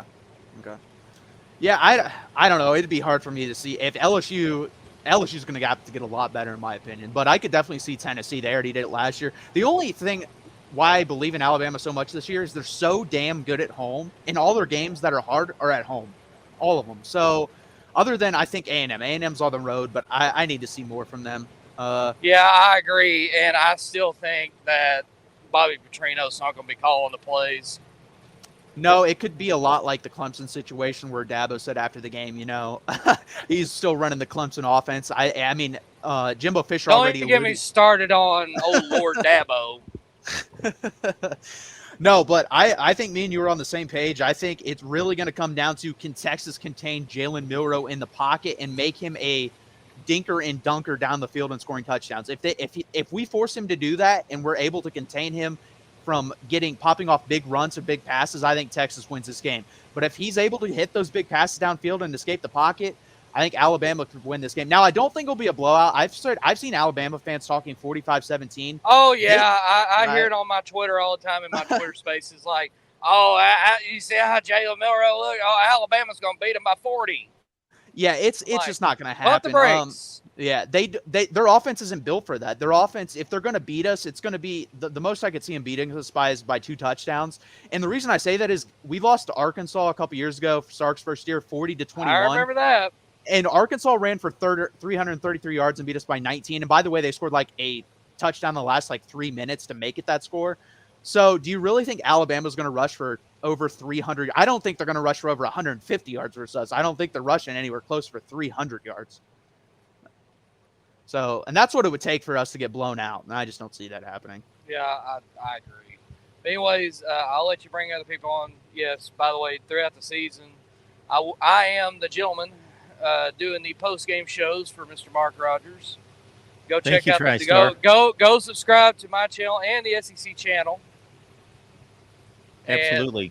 And check me out after all Tennessee home games. Anyways, y'all have a good one. Yeah, thank you. Thank you, TriStar. Appreciate you being here. Drive safely. All right, let's keep it moving here at the Voice of College Football. We got our buddy David chiming in tonight. Yeah, I'm excited about this matchup, by the way. Historically, the second most common bowl opponent of all time, I believe, is Texas and Alabama, if I'm not mistaken. Yeah, Ohio State and USC are the most common bowl opponent of all time, and I believe Texas and Alabama are second. A little historical nugget here for you. And I believe Darrell Royal did have the Bears' number back in the day. I think, if I'm not mistaken, he might have been. He never lost. Yeah, he never lost because we're 2-7, and our only losses are when our quarterbacks get hurt. So right. That's the only time they beat us. Yes, yeah. Yeah, poor Colt McCoy injury. I mean, it's don't even give me that. I don't want to go there. I don't go there. That's the last time that the Longhorns have stepped off the field and been insanely nationally relevant. So let's please not go there. Wow. Poor Mac, the end of the Mac kind of after that. Yeah. No, I'm excited about this game. I have our former quarterback, being an Ohio State fan, is now starting for Texas. And I actually picked Texas to win the Big 12 this year. I thought that roster-wise and quarterback-wise, they were positioned the best of anybody in the conference. You went far out on that limb, David. Well, I don't know if that's, was everybody picking Texas? I mean, everyone was picking Texas to get to the game for the most part. There were some trolls online that said we weren't going to get there, which that would be an absolute failure if we don't get there. But I wouldn't say everyone picked them to win it. Yeah, I don't think everybody was picking them to win the Big 12, Mark. I mean, okay. I haven't seen any of those predictions that did not. But hey, okay. David, I'm in the same category. I'll put myself in the same category. So don't. Now, who did you have us playing, David? Well, I still think you and Oklahoma are the two best teams. Okay. In the Big 12. I knew TCU was going to drop back. I didn't know that they were going to lose to Colorado and Shedeur Sanders was going to throw a party against their defense. But I did think that, and I still think Venables, it's going to take a couple years for him to really kind of get Oklahoma, maybe another recruiting class or two. But I had you guys, I was between 9-3 and 10-2. But I think you guys can win this conference at 10-3, to be honest with you. Yeah, I would agree. And any guesses to who I picked who they would play in the Big 12 championship game? It wasn't Baylor, was it? Absolutely not. No, but I did have them finishing higher than I should. I have Kansas. You have Kansas, really? I do. Yeah. Okay. I'm very high on Jalen Daniels, and I would love that. That would be interesting. No, go ahead. They have a good litmus test this week. That'll tell me a lot because I think Illinois is a good, solid Big Ten team. I don't think they're great, but I think honestly they're middle of the road. And Right. at home, Kansas, if I believe who they're going to be, I think they should win that game by 10 points, if not more. Well, that's a big game for the Big Ten. You know, that's actually kind of a like matchup, by the way. I would say, Yeah. wouldn't you say? I would say so. All right, I want to give you my thoughts on this one. I mean, kind of bottom line, I tend to agree with a lot of what you're saying. I think that Texas has the quarterback play. I think they have the skill players to go into Tuscaloosa and pull this out. My question, and I'm kind of late to the chat, and one of the things I've seen over with Alabama over the last few years, and we played them in 2020, obviously in that title game, and they had, I think, the best offensive line of the Saban era. And I think the last couple years, I think their offensive line play has dipped a little bit. In fact, I was surprised at how well you guys hung in the trenches with them last year. I thought, I mean, to me, Alabama a lot last year was carried by Bryce Young and Jahmyr Gibbs. Just really I carried agree. that team to a lot of wins. And that was my concern about this team. I watched Milroe play. He nearly cost him the Texas A&M game last year. I don't know if they have a force multiplier running back like they had last year with Jahmyr Gibbs. My question is just bottom line, and you guys probably have touched on this, just how do you feel your D-line hangs in there against, Alabama's offensive line? Just trenches, bottom line. So I think that's like the most excited matchup I am to watch like in this game because our Okay. defensive line was great versus Rice. Devondre Sweat, I believe, according to Pro Football Focus, was the #1 defensive lineman ranked all of college football last week. He's very good. That's someone to watch in the middle. He came back for his senior season. He could have gone to the NFL. He probably would have been like a 4th or 5th round draft pick. I think if he continues to play like he played in the Rice game, he'll be a 2nd, maybe 3rd round NFL draft pick. He's very good. He's very big in the middle. I think he's 6'3" or 4 and 340 pounds. He's a big guy. Byron Murphy's right next to him, and he's very strong. So that is the strength. Like, if we're talking interior versus interior, offensive line versus defensive line, I think our interior defensive line is better than their interior offensive line. Now, the tackles, I don't know. I think their tackles will be able to hold up. But again, I don't think it matters as much this game because I think our edge rushers are just going to try to contain Milroe. I don't think that they're going to ask them to get the pressure. I think that's going to come from the linebackers that they bring on blitzes up the middle, or Right. if you try, or the defensive tackles. Yeah, I think you make a good point about pretty much keeping him in the pocket, keeping contained, not allowing him to use his legs as a weapon against you. I think is the best path for your defense. I mean, my argument is, how does your D line hang in there against the run? And can Alabama be old Alabama as far as ground and pound against your defense and establish the ground game? Because that's what I think could really move the needle in this game for them offensively. If they get back to that, I mean, that's my question. But I wonder how good the Alabama's offensive line is. Whereas last year I didn't think it was great, but Gibbs made so many big plays that he turned a lot of water into wine for them. I thought so. I don't know if they quite have that force multiplier at running back like they've had in the past either. No, they don't. That's actually, honestly, one of their I think it is their weakest part on their offense is, you could debate that with Jalen Milroe, see how he plays in this game. But, I mean, Yeah. Jace McCullough doesn't really do much for me. Roydell Williams. Justice Haynes is very highly touted, and so is Demarion Miller. But there's not much experience other than Jace McCullough. He's okay. Like, I think there's about 30 guys in college football that are like Jace McCullough, if not more. I don't think there's anything like special. There's not a Derrick Henry quality to him. There's not a Mark Ingram quality to him. They don't have one of those guys.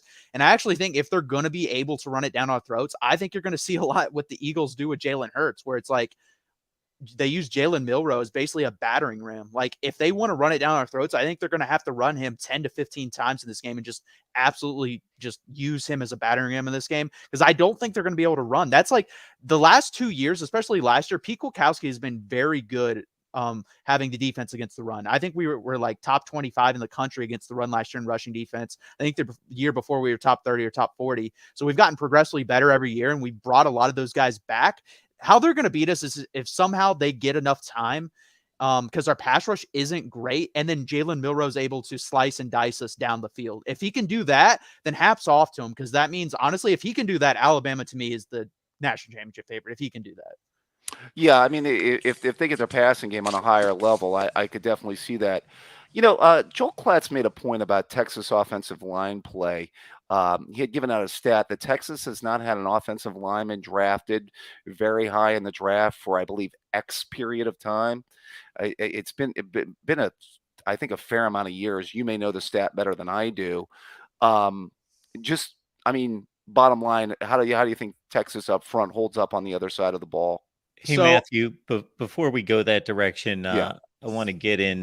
Gary Harris joins us from WVUA Channel 23 there in Tuscaloosa, sports director right there. Gary, thank you so much for joining us. Do you have us? Hey, Mark, I got you guys. I finally got in the studio. Awesome. Well, I was thank you. sitting there. I guess I was in queue, but I couldn't actually get in, but I finally got in. So, yeah, Awesome. I'm here. I got all three of you. Well, it's great to see you. Thank you so much for that. So, Good to be here. David, any of your Bama questions, why don't you direct those toward Gary and we'll keep this going. Sure. I guess my question, we were kind of talking about, Alabama up front compared to, where they've been in the past. No secret, I'm an Ohio State fan. I thought the 2020 Bama team we played against might have been the best offensive line of the Saban era. Maybe even Nick had said so at that particular period of time. One of the things that I thought, the last couple years that's kind of tailed off, I thought has been offensive line play. I just kind of, where do you see this group at compared to years past? Well, I like their potential. I think, one thing is that, and we've seen this here with how Saban has evolved with the game for so long. They were not a quarterback dependent offense from the time he got here. Nothing against Greg McElroy or AJ or any of those guys. They were good quarterbacks, but they were a run first team. They were a power football team, tight end, sometimes two back. And that's the way they played. And with the evolution of the way offenses were going, Nick Saban felt like he needed to change to keep up. So you can't be all things. You guys know that. And it was funny for so long when they were a power run team first, and people said, well, you got to throw the football. You got to spread them out. You got to keep up. So he brought Lane Kiffin in, and Kiffin was not a spread guru. They kind of learned it together. That's how, bright Kiffin is. He'd always been a pro style guy, but Saban brought him in and said, hey, let's do this. And the next thing you know, they're throwing it all over the field. And of course, that Derrick Henry, they still had a good running game, but they changed. And then the last couple of years with Bryce Young in particular and Bill O'Brien, they kind of became a zone run team. And you're not going to take O'Brien caught a lot of flack around here, but who's going to take the ball out of Bryce Young's hands, right? Sure. So they kind of became a throw first team. And, although 2 years ago, as you said, or 3 years ago, the 2020 team with Mac Jones, they ran it great with Najee Harris. But the last couple of years, more of a zone run team and not a finesse team per se, but not just firing off, trying to move people. And this year they want to go back to that, I think. And with Jalen Milroe, certainly you want to use his legs too. But as far as the offensive line, the potential's there. Cole Kubelik made a really big deal about the offensive line this past Saturday night, having three starters that are 350 pounds or more. And he said that's the first time that he could document that happening in an FBS offensive line. I know it's happened before because years ago I worked in Mississippi and covered the SWAC. And let me tell you guys, in the 80s and early 90s, they had some 400-pound offensive line. But so I think they want to go back to that kind of team. Saturday night's game against Middle Tennessee, I thought the most disappointing aspect on offense was the run game. I mean, Milroe was the leading rusher. I don't think that they want that consistently. I mean, he threw the ball well. The receivers caught it, which had been a problem. The tight ends played well. I didn't think the backs and I didn't think the offensive line got that push. So I think the potential is there. The size is there. And but it's going to take a little time. I mean, again, the way they played the last couple of years is contradictory to the way they want to play now. And so it's not going to happen overnight, just like they didn't really become a throw it all over the field team overnight either. So to go back to kind of being more of a run first, play action pass team, use the tight ends more, it's going to take a little time. But they got the personnel up there. I can tell you that with guys like Latham and Booker and Proctor. I mean, these are big, strong. You guys know, you covered recruiting. They were all could have gone anywhere they want. So the potential's there, but they're not there yet. Yeah, they always seem to have that stud tackle, whether it be Cam Robinsons of the past or Jedrick Wills or, that feature tackle, that Evan road Neal, grader. That's one thing I've noticed. I had mentioned that I really thought that offensive line looked a lot better because of Jahmyr Gibbs' ability last year, that he maybe made that line look a little bit better than it did, because I thought in a lot of instances it was Bryce Young and Jahmyr Gibbs really carrying that team offensively in a lot of games. I don't know if you guys pretty much felt the same way. Well, Jahmyr Gibbs was a special player in space, Yeah. you know, but he was, even though he's stronger than people give him credit for, and I think the Lions are, saying they're going to hit him between the tackles, but most of the run stuff, like I said, was either zone read or perimeter based stuff. But yeah, he had another gear, and if you gave him some room, he could make it happen. I agree with you. I don't think the offensive line the last couple of years has been as physical as they want it to be now, and I don't think they got the kind of push against the real big defensive lines and good defensive lines that they want.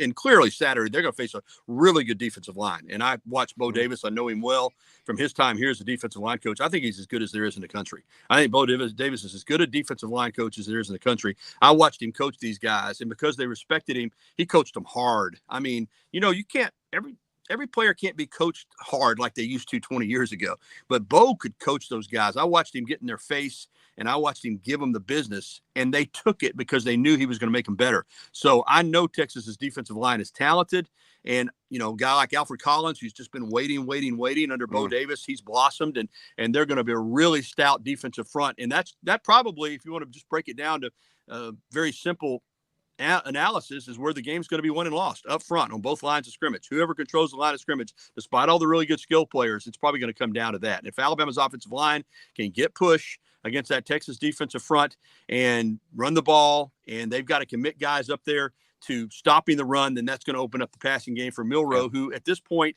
is not a guy who's going to sit there and go through all his reads and all his progressions. I mean, he's going to see somebody and try to get the ball out of his hand. So if you're running the ball and you got to bring guys up to the line of scrimmage, then you're going to get some one-on-ones. Then you're going to get those opportunities. He certainly has the arm to make the passes that he is capable of making. I don't think he's going to be able to stand back there and scan the field. So if they're dropping a bunch of people into coverage, it's going to be more difficult for him. So the running game is going to be the key, I think, to him having a good game on Saturday night.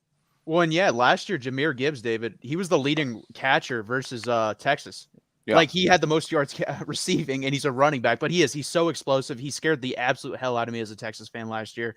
Was not fun. I'm glad he's gone. I'm sure Alabama says the same about Bijan. I bet they don't have to see him Saturday. He didn't have much of a game rushing the ball last year, but he had a good game passing as well. Bijan did. And I agree with you, Gary. I think the interior of especially if you want to get even more specific, the interior. I think at the interior, Alabama offensive line versus the interior of the Texas defensive line. I think it's going to be Murphy, Collins, Broughton, and Sweat versus Dalcourt, McLaughlin, and Booker. I think that's where the game's won. I really do. I think if Texas can stop that run and make, like you said, Jalen Milroe go through his progressions, because again, when I watched the Middle Tennessee State game, it was a lot of grip it and rip it. There wasn't a lot of one read, two read, three read. It was a lot one read. Oh, he's open. Sling that thing in there. That's what you saw with a lot of the deep balls. If you have to make them go 1, 2, 3, I think Texas has a real shot in this game. Now, can they? I don't know. And like I said, again, I think there's a real possibility Alabama uses Jalen Milroe, kind of like Jalen Hurts, as like a battering ram in this game where they run him a lot.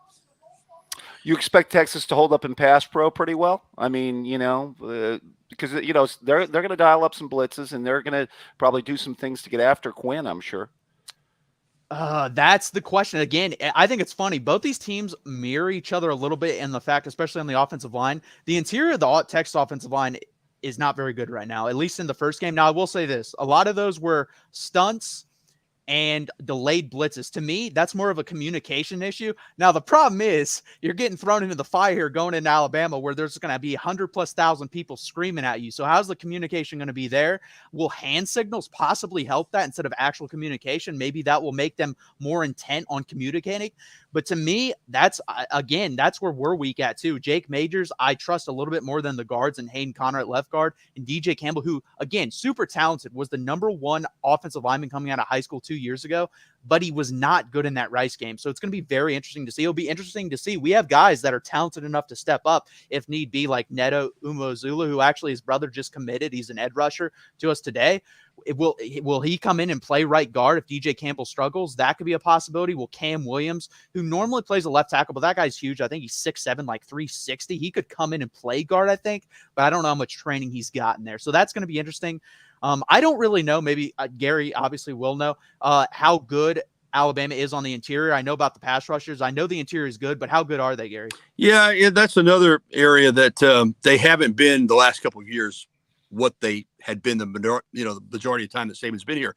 Again, I think Freddie Roach is doing a good job. I think they miss Bo Davis. I think that the job that he did with the defensive line here, and that's what I look at Texas now. I say, man, that's Alabama's defensive line from a few years ago, But they're good. They started a freshman at nose this past game, Tim Keenan, a redshirt freshman out of Ramsey High School in Birmingham, who's more of a classic nose tackle. He's about 6'2", about 330 pounds. And they moved Jaheim Otis, who is really talented, to defensive end. And they got a Boydby back this year who missed most of last season with a neck injury, who's a fifth-year senior. So they're good. And then they've got Tim Smith, who was a starter last year, that can come in and play either defensive end or nose. They're good. They're not exceptional. I think that, most of the pass rush comes from those two edge guys or from linebacker blitzes under Kevin Steele. What I saw from the blitz package this past Saturday night was a lot different than Pete Golding. Pete Golding had what I call the safety blitz, where a guy would come about halfway and then he would stop and, make sure that, he was checking out things, wasn't coming hard to the quarterback, wasn't going to give up his defensive, package as far as covering in the pass. So they did a lot of half blitzing. This blitz that I saw the other night, they were straight lining it. There were no games, no stunts. They were just getting after it. But to answer your question about the defensive front, I think they're good. I don't think they're exceptional. Yeah, that's the thing, too. Alabama, obviously, you think their edge rushers are probably a little bit better. I like our tackles. I like Christian Jones. I like Kelvin Banks. So my question to me isn't with them. It really is with the interior. So, again, I think that's obviously the question seems to be on both sides is whether the interiors can hold up for both. And I think, honestly, that's where the game comes down. I think whoever's interior holds up versus that interior pressure probably wins the game. The Kool-Aid, one of my favorite names of all time.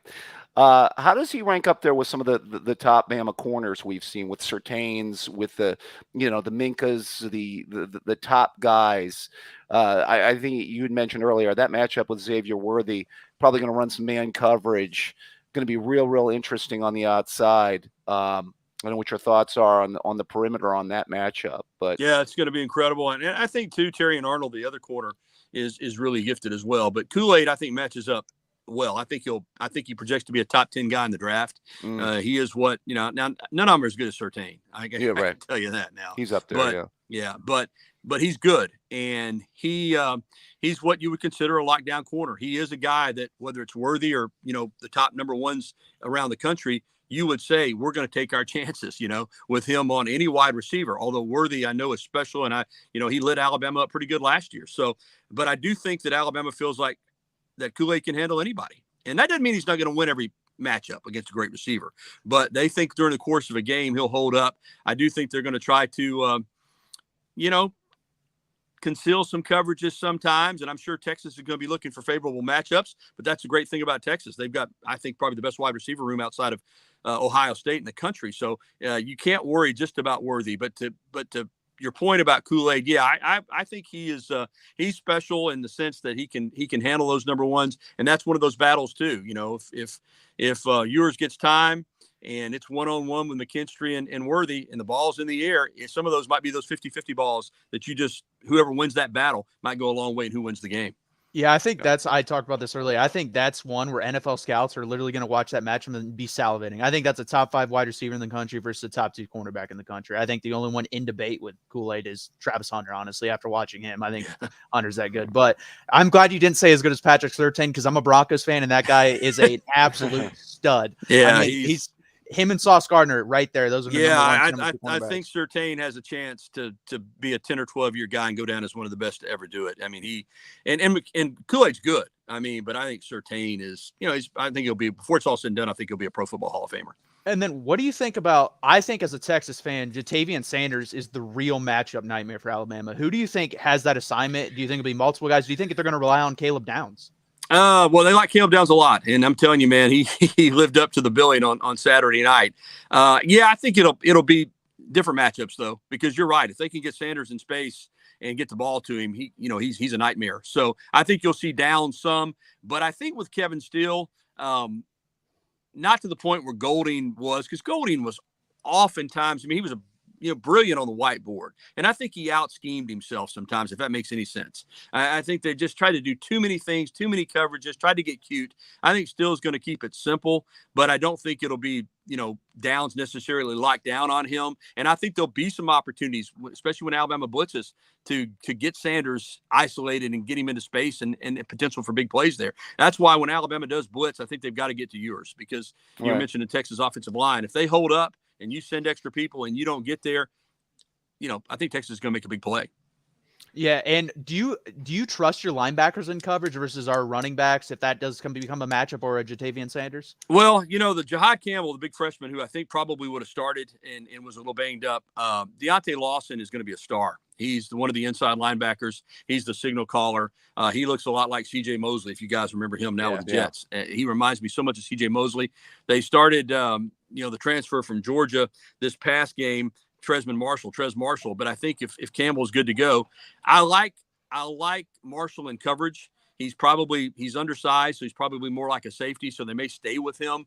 I think that Campbell's a much bigger guy, but I don't know. He hasn't, one thing, he hasn't played, and he's a much bigger dude. So, but I don't know. I mean, you're going to, I'm sure Texas is, knowing Sark, having watched what he did here, knowing what he's doing at Texas, whatever the weakness is on Alabama's defense, he's going to find it, and he's going to try to exploit it. So if they feel like their running backs have an advantage in the pass game against the linebackers, then that's something they're going to go to. But I do think Alabama's linebackers can cover.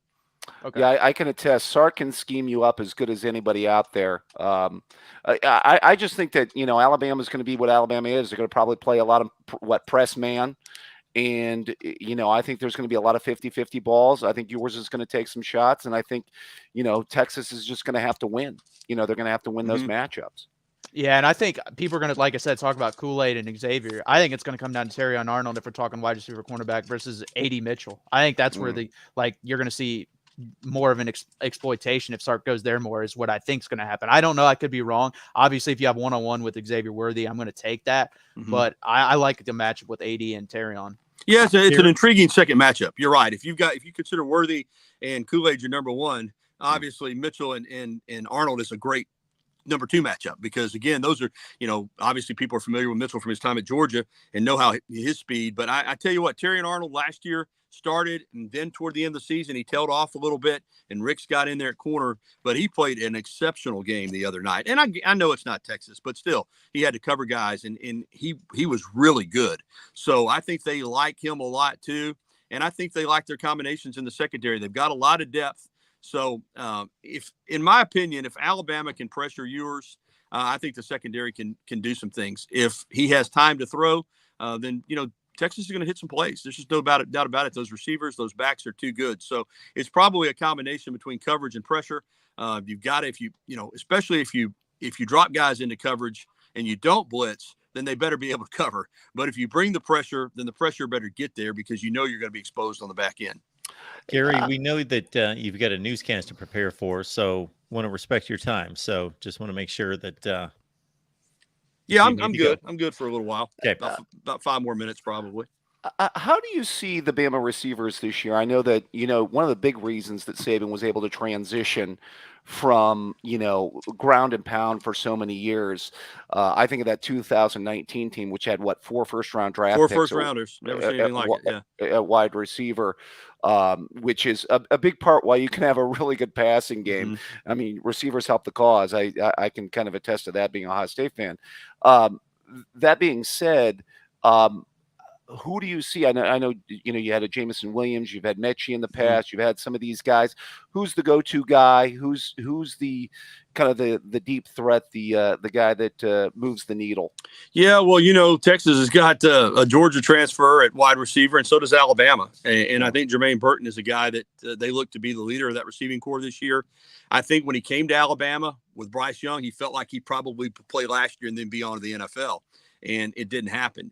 He had a good year. He didn't have a year that was good enough for him to move on. So, but they like him. They like his route running. They like his quickness. They like his ability to win one-on-one matchups. But a guy to look for is Isaiah Bond, who is, again, like we're talking about Surtain, there's not another wide receiver on this team that's Jalen Waddle. I want to be clear on that. Yeah. But Isaiah Bond has some of that type of ability, once he gets the ball in his hands.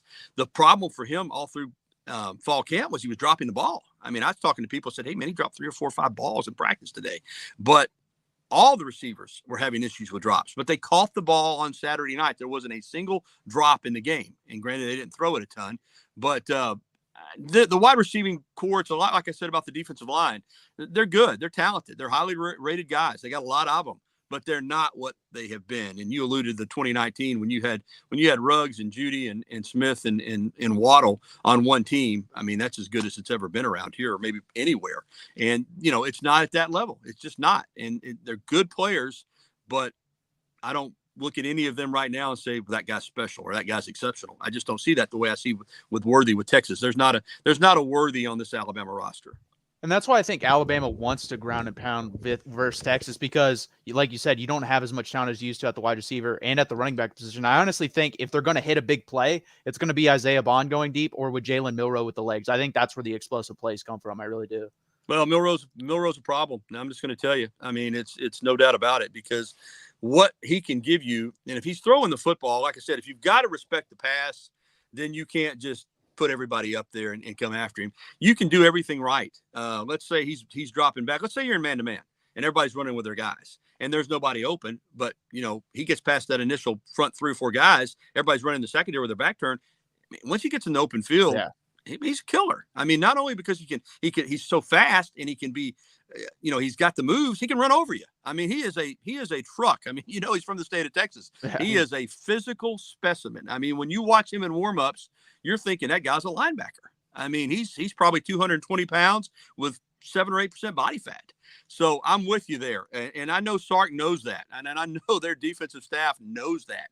You have got to keep up with Milroe on every play. Even if the initial defense is good, when he pulls it down and goes, if you don't get him on the ground quick and he gets up ahead of steam, you could have as many big plays made that way for Alabama as you in any other facet of the game. Yeah, that's the problem. We have guys on Texas that can catch him, but I don't think there's any guys in the secondary that can get him down once they do catch him. Because Malik Muhammad, the cornerback, who's a freshman, very good player. I think you're going to see a lot of him in this game.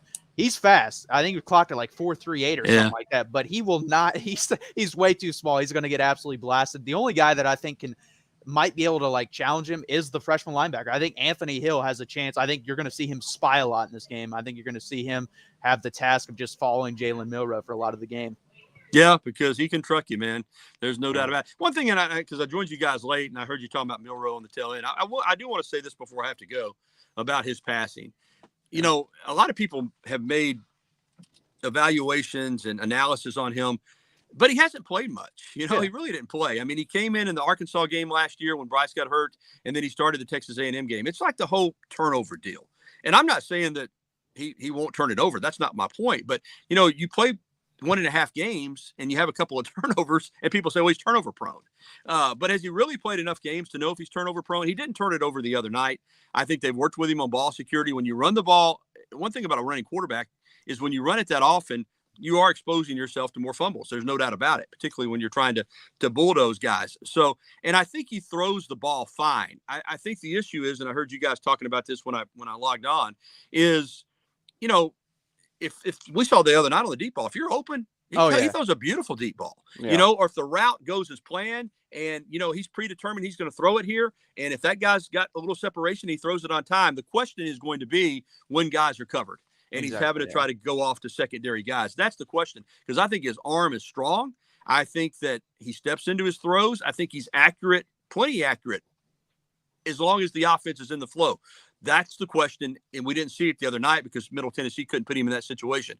But you guys are right. If all of a sudden he's got to go off script, other than pulling it down and run, is he a liability then if he tries to make a play with his arm? Is he going to throw it into coverage? Is he going to throw it into a double team? Is he not going to see the linebacker underneath and get the ball tipped? That's the question. So, but I think he throws the football. It's a pretty ball. I mean, he throws a good-looking ball. Gary, was there ever really a quarterback competition there, or was it pretty much, was he always kind of the leader in the? I think there was. In fact, okay. I think my impression is, and here with Saban, we don't get to go to practice, so we got to go to one practice the entire fall camp, and didn't get to go to any in the spring. So you're basing a lot of this on people that you talk to, but I really feel like coming out of last season, they felt like Ty Simpson and Milroe were even, and even though Milroe, I think practices kind of went with him feeling like the first string quarterback. If Simpson had made a move there, either one of those guys had made a move coming out of spring, I don't think they would have brought Buckner in. I thought they brought Buckner in for a couple of reasons. Number one, fear that one of these guys might get frustrated and leave. And secondly, hey, we need another quarterback to compete with these guys. I don't think that going into fall camp, Tommy Rees, Nick Saban, or anybody had determined that Milroe was going to be the starter. Now, I think as they went through camp, particularly that once they got into the scrimmages, I think that you sense talking to people that even though they were still splitting reps with three quarterbacks, even four. Dylan Lonergan, the freshman, was getting first team reps even through the first scrimmage. But talking to people, the way that the quarterbacks conducted themselves, I was told you could tell the players felt like Jalen Milroe was going to be the guy, and players know. And just the way that practice was being run, the way that Milroe was taking charge. But I don't think that was settled until probably well into fall camp. Gary, thank you so much for stopping by. Thanks, guys. Enjoyed it. Thank you. Yeah, thank you. Sports Director, WVUA. And Gary, thank you so much for stopping by. Always appreciate your Enjoy help. the game. Yeah, I think it's going to be a good one. I can't even call it right now, Mark. I think this is a one-possession game. I think it's going to be a good one, like it was last year. Heartbreak Hotel for Texas last year. But Yeah. Yes, absolutely. Hey, I'm a Texas fan. I'm not predicting us to win. I just think it's going to be, like you said, a good game. I think it's going to come down to, like I said, I really do. I think it's the interior versus interior on defensive line, offensive line, vice versa, both ways. I think that's where it's won and lost. Now, if they both hold up, then I think it really comes down to, can we contain Jalen Milroe getting outside the pocket? We'll see if we can. Yeah. So for me, based on the feedback that I see from all over the place with the fans, I think it's leaning heavily Bama. Yeah. Which The means betting absolutely, is too. which means absolutely nothing to me. Hey, I might take that what hook, I'm going though. to select. Might take that hook, Mark. That half could be helpful. Oh yeah. That That's the hook most could be important helpful. number in sports, David. Because I think if a one possession game, I'm getting the half a point. Oh, it's huge. I think I saw Bama last time. It was 58% of people were on the -7.5. So they're public's taking it. Oh, they're taking Bama to cover that 7.5. Okay. Yeah. I've heard some crazy. I've been on everywhere on YouTube looking at just previews, interested, whatever other people have to say to see if I'm far off.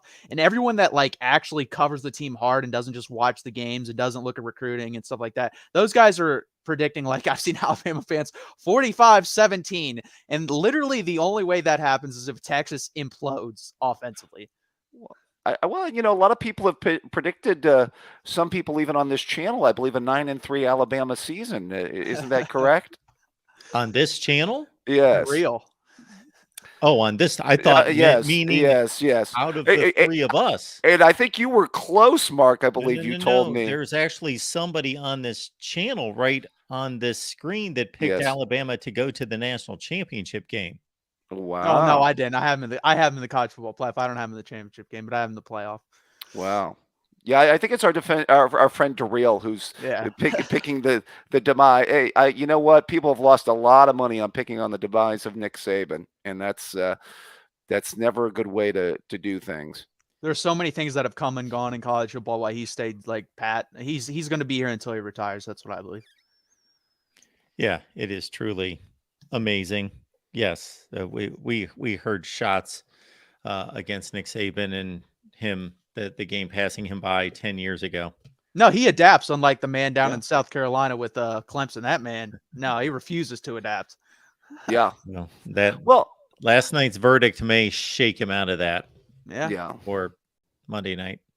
Yeah, well, Deshaun Watson and Trevor Lawrence aren't walking through that door anytime soon, and that also makes things a little bit difficult. Although, you know what? Ungalele leaves and he lights it up at Oregon State. So maybe it wasn't always, just not having a generational quarterback down there. I don't think that was always the problem down there. I didn't even think Cade Klubnik was that bad. I thought their skill players and offensive line were bad. Yeah. Yeah, I mean, although I do like Will Shipley. I do too. I think he's Will underrated. Shipley's a really good player. Now maybe you're right though, because they had the quarterback and the skill for all those years. The Mike Williams and they don't have Justin anything Rosses close to that. No. No. Antonio they're Williams just ain't a Mike bunch of. Williams. You turn on a Clemson game at wide receiver ever since Amari Rogers and those guys left in 2020, T. Higgins, and you might as well be watching an Illinois game or a whomever game. They just non-distinguished Well, and that's the thing at too. wide receiver. I think in college football now, you can have, like, if you have an average offensive line, you have to have great skill players, and they don't have either. They don't have a great offensive line or great skill players. So it's like you're literally relying on your defense and your quarterback to be amazing. I don't think Trevor Lawrence, if you put him in as a freshman, like let's say he was there instead and you put him in, I still think they lose that game to Duke. I don't think he's like worth 21 points. I think they would have scored more than 7, but I don't think they win the game. Well, yeah, I still feel Lawrence played on the more talented of the Clemson teams than Watson did. I mean, because, I always separate out their 2 national championship teams because the 16 team, I think, was more a product of Watson kind of having to carry that team. Whereas the 18 team, I think they did put it together on both sides of the ball. Yeah, that was by far their best team. I mean, that defensive line was one of the best ever in college football. And then you have really good wide receivers with Trevor Lawrence. Yeah, that's their best team. Yeah, and then ATN at running back too was no slouch. Yeah, that's the thing. They don't even have him. Like Will Shipley, I like. He's not Travis Etienne. No, David, we appreciate the call. We've got always a pleasure callers lined up here. Talking ball with you guys. Yeah, thank you, man. Yeah, thanks, take David. care, guys. All right, so you got to experience there, Matthew, how smart Ohio State fans are. I like David. I've always respected it. Every phone call he has is good. So I like talking ball with people that know ball. We got Mick French to fry. How's it going? What's going on, man? What's up, guys? Hey. What's the good word? Oh, I'm just looking for an opinion, I suppose. What do you guys think about traps? Like, I think we're probably headed in a bad way there. That's my guess. Been around it a few times, so we're not going to get trapped there. So, see ya. All right. We did have 2 other callers. Unfortunately, I went in order and bypassed probably 2 really good callers. So, Will, DeReal, those guys were on the line. If you would like to call us back, otherwise, we will. DeReal, you got to call in, man. You got to call in. He's actually agreeing with me on this. I disagree with him. I think he even said Bama 7-5. I think the absolute floor for this team is 9-3. I don't see anything past that. Yeah, I don't either. I understand that you could go to 5 games on the schedule and say there's a possibility that they lose that game or that game, but they'd have to lose all of them. That just doesn't happen. Yeah, here's DeReal. There we go. Hello, Matthew. How are you doing this evening? I am doing great, DeReal. Well, listen. I said Alabama's going 7-5. Is that likely? I'm going to say absolutely not. But to say it's crazy or just completely off the wall, I know, oh my goodness, Alabama dominated Middle Tennessee State, which means I guess we should just cancel the football season. They're going to beat Texas by 40, and, they're basically the 85 Bears and the 27 Yankees combined into one super team. Well, all because they beat Middle Tennessee. Any of that to avoid 7-5. I know, but I'm just saying I'm still not a believer in Jalen Milroe. And Okay. I don't think he's this elite or even good quarterback. Well, you understand that quarterbacks work on their game during an off season and become much different players. I understand that, but I think from where if Jalen Milroe improved 50% of his game, he would still probably be the 3rd best quarterback Texas has if he were on Texas's roster right now. Maybe. I'm not willing to go all in on that. I haven't seen Arch Manning play a college game yet. I haven't seen Malik Murphy play a college game yet. I don't know. I get that, but also them getting Tyler Buckner out of the transfer portal is a pretty strong indictment because Tyler Buckner isn't an all-world quarterback. He probably is not going to have a very good career in any. It's an indictment if they acquired him and he was the starting quarterback. It's not an indictment if he's the 3rd string quarterback. Yes, but I don't think there's a massive gap between the first string, the second string, and the third string. I think it's 1A, 1B, 1C. Are you at practice? No, I'm not at practice, but I mean, you look at Nick Saban refusing to release a depth chart against Middle Tennessee State. I think that kind of tells us something. I don't think it was for Middle Tennessee State, though. I think that was for Texas, because I'm going to be straight up honest. I think both teams showed and game plan very little for that first week. I think they were just like, let's start game planning for each other, because especially Texas. I mean, Sark clearly did that last year. If you look at the type of game he ran versus Louisiana Monroe, and then when we played Alabama, I'm sure he did that versus Rice.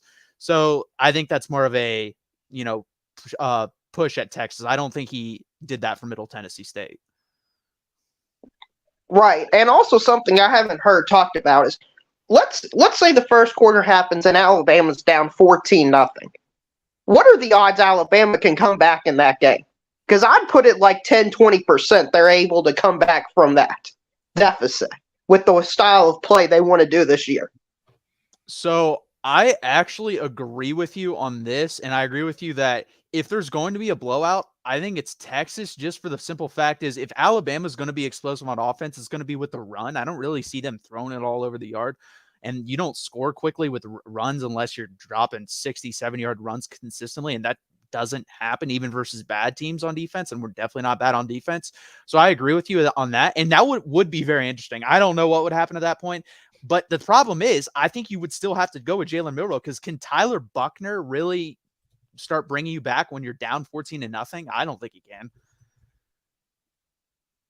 Right, and that's my concern for Alabama all year is I think there are going to be tons of instances where they're going to get down 7, 10, 14 points.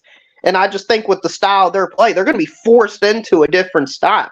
And I think that's why these, for the most part, except for Georgia, these run-first teams don't have much success in terms of winning the national championships for the last decade.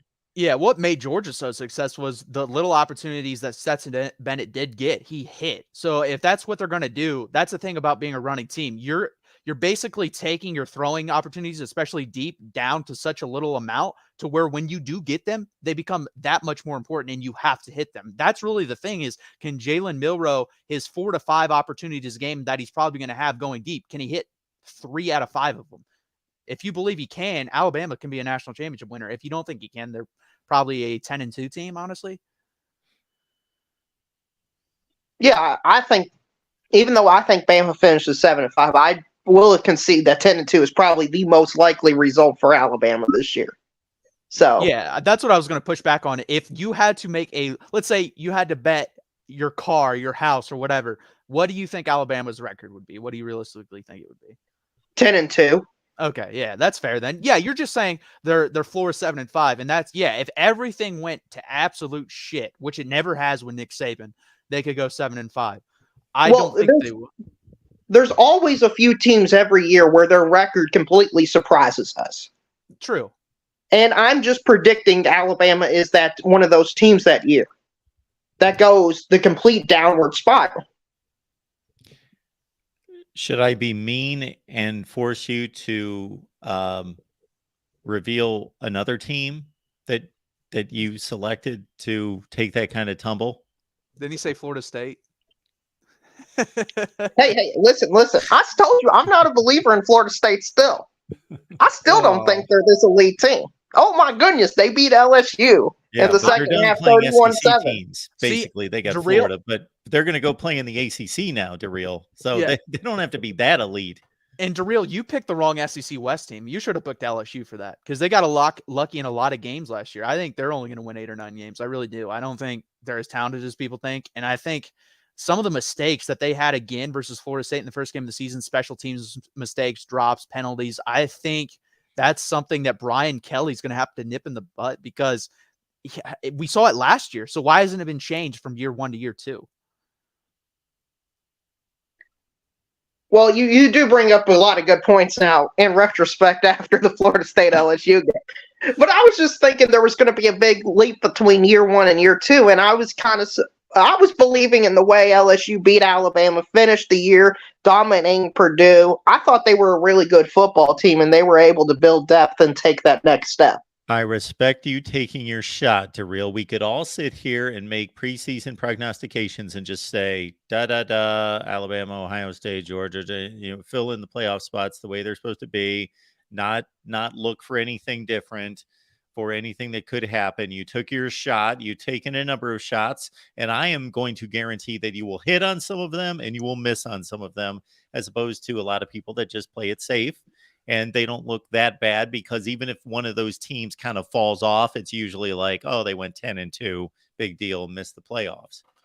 Yeah. And I was high on Florida State about a month ago, and then for whatever reason, I should have just stuck with my gut. I changed my mind and then put Clemson in to go to the national championship. And I'm going to be wrong on that. I should have done that with Florida State, because I contradicted myself. I have Kansas in the Big 12 championship game because they return number 1 or number 2 in production, and Florida State is either number 1 or number 2. They're 1 or 2.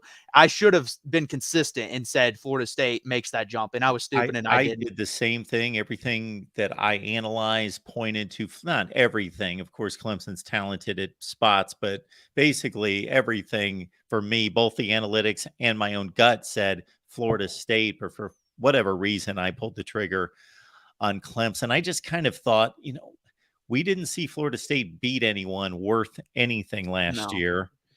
But, of course, they didn't have the opportunity after the LSU game to do that. And so I pulled the trigger on Clemson myself, even though everything was telling me go Florida State. So, yeah. Darrell, I'm interested. Who do you have in the college football playoff? That's what I want to know. I had Georgia, Ohio State, LSU, Texas. Okay. As the 4 playoff teams. LSU pick is looking a little suspect right now, but hey, 11-1 still on the table. No, if they win out, they're in. I tweeted out a list of teams that either lost to or played scary, close, looked horrible against marginal teams in September and won national championships. So things change. Teams get better. Things happen. The problem is with LSU, there's nothing on that team that I'm like, damn, that's really good.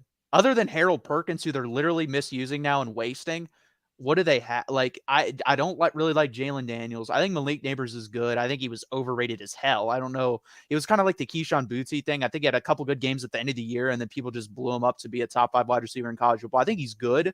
They don't really have any great running backs like they used to. Their offensive line is okay. Their defensive line is okay. There's nothing great there, honestly. Well, luckily, LSU's got a lot of weeks to turn it around. Let me read you their schedule for like the next 6 weeks, okay? You need to tell me where the gauntlet is. Grambling State, at Mississippi State, home against Arkansas, Ole Miss, at Missouri, and home against Auburn and Army. Wait, so those are gauntlet, but there's 3 consecutive games they could lose any one of those. Is the Ole Miss, this matters, is the Ole Miss game on the road or at home? It's on the road. I think they're going to lose that game. That team, I'm not a believer in Ole Miss. What's Lane Kiffin's best win? At Ole Miss, let's they see. Beat Indiana in a bowl game. That is probably their best win. They've won games against Mississippi State's had some good teams and they beat them. Yes, Mississippi State, Arkansas. They beat the Arkansas team that went 9-4, finished in the top 15 in the country. They lost to Ole Miss. They've beaten some decent Texas A&M teams. I think based on what I saw at LSU the other night, Mississippi State may not be an easy out. No, Mississippi State predicted to finish last in the West was a joke to me. They're pretty good. I think they have a shot there. On the road. Yeah, so those 2 games. If Arkansas, honestly, if you gave me those 3 games and they were all on the road, I would say Arkansas, because I think they have the capability of KJ Jefferson just plays keep away the whole game and it's a low scoring game. But that's at home, so I think LSU would win that game. Well, we also got in. Anything else? Sorry. No, that's all I got for you. It's a pleasure talking to Matthew. Yeah, good talking to you too. First time I ever talked to you. Love your Texas Tuesdays and fight on to the undefeated Pac-12. That's right. It's been impressive. We got our guy Nelson Hubble checking in from Maize and Blue Review. Nelson, what's going on tonight? I'm doing great, Mark. I was on with John earlier today for the Mission 5 o'clock show, and I started listening to the discourse, and I wanted to join in and talking about LSU. Yeah, whatever you want to throw out there. We have done our major, massive Texas Alabama breakdown for 2 hours, so we'll open it up to anything at this point. Okay, so a couple things I heard. I heard Alabama maybe a 10-2 team. I'll push back against that. So I like the comp to Michigan. I see them as a very similar team as Michigan. That's kind of my mindset, at least this year. The idea that, okay, they're going to run the ball and rely on their defense to play good defense, which is, the standard for both those schools. But I also think Alabama's, they've got the potential to throw the ball. Milroe is not a slouch throwing the ball. Sure, he's a great runner, but let's not ignore that that team isn't going to exclusively rely on the run. And then moving on to a team like Texas, the idea that maybe Texas can blow Alabama out and Alabama can't blow Texas out, I think Texas can lay duds. So I don't like that perspective so much. I think, you're limiting yourself to the idea that Texas, maybe is only an explosive team and but will still put up points no matter what and sort of hang in there. I think that Texas can be stopped offensively. I think that yours can be stopped offensively. They showed it last year. But I do think Texas is a top 10 team this year. So I don't want to, paint any perspectives that, are out of line. I do think Texas is going to be a good team. I think Alabama's going to be a good team. I think Michigan's going to be a good team. I think LSU is going to be a good team. So a lot of overreactions, I feel like, for week one. Oh, well, absolutely. Oh, there's always is, yeah. This is why Vegas capitalizes on week 2 of the NFL, because everybody runs and just goes full bore on what happened in week 1. And yeah, absolutely. My first team this is watch out for this. Okay. So, watch out for the Lions and the Steelers. Okay. So the Lions against the Chiefs, if we want to talk about Vegas overreacting or people overreacting and Vegas capitalizing going into week 2. So both those teams are going to miss Kelsey and Kittle, most likely to miss for the Chiefs and for San Francisco, respectively. Then Nick Bosa might miss for San Francisco, and then Chris Jones might miss for the Kansas City Chiefs. So I know we're moving away from college football a little bit, but just the idea that Vegas capitalizes on these things, it's possible. I see a very likely situation where the Steelers beat the 49ers, who are one of the top picks for the NFC in the NFL. That this. Or in the NFC, excuse me, that the Lions beat the Chiefs, and the Lions maybe get a little more hype than they deserve. So the same thing happens in college football. Vegas does capitalize, but those are interesting comps, I guess, for you to make the comparison from the NFL there with Vegas. So the and I agree with you. There's definitely overreactions. Like I said on the Texas preview, Texas, Alabama, Texas Tech, Oregon, and then Baylor, Utah. One of those teams is winning. One of those teams is upsetting one of those 3 teams, period. I don't care what anyone says. I guarantee one of those teams win, because I don't think Texas Tech is as bad as people think. They went up to Laramie, Wyoming, highest elevation, first week of the season, probably thinking about Oregon for the most part. Barely won a game versus a pretty good team. Not a great team, obviously. And then Baylor, this one would be hard for me to see, but Utah is still having a backup quarterback play, if I'm not wrong about that. I think Cameron Rising is still not playing.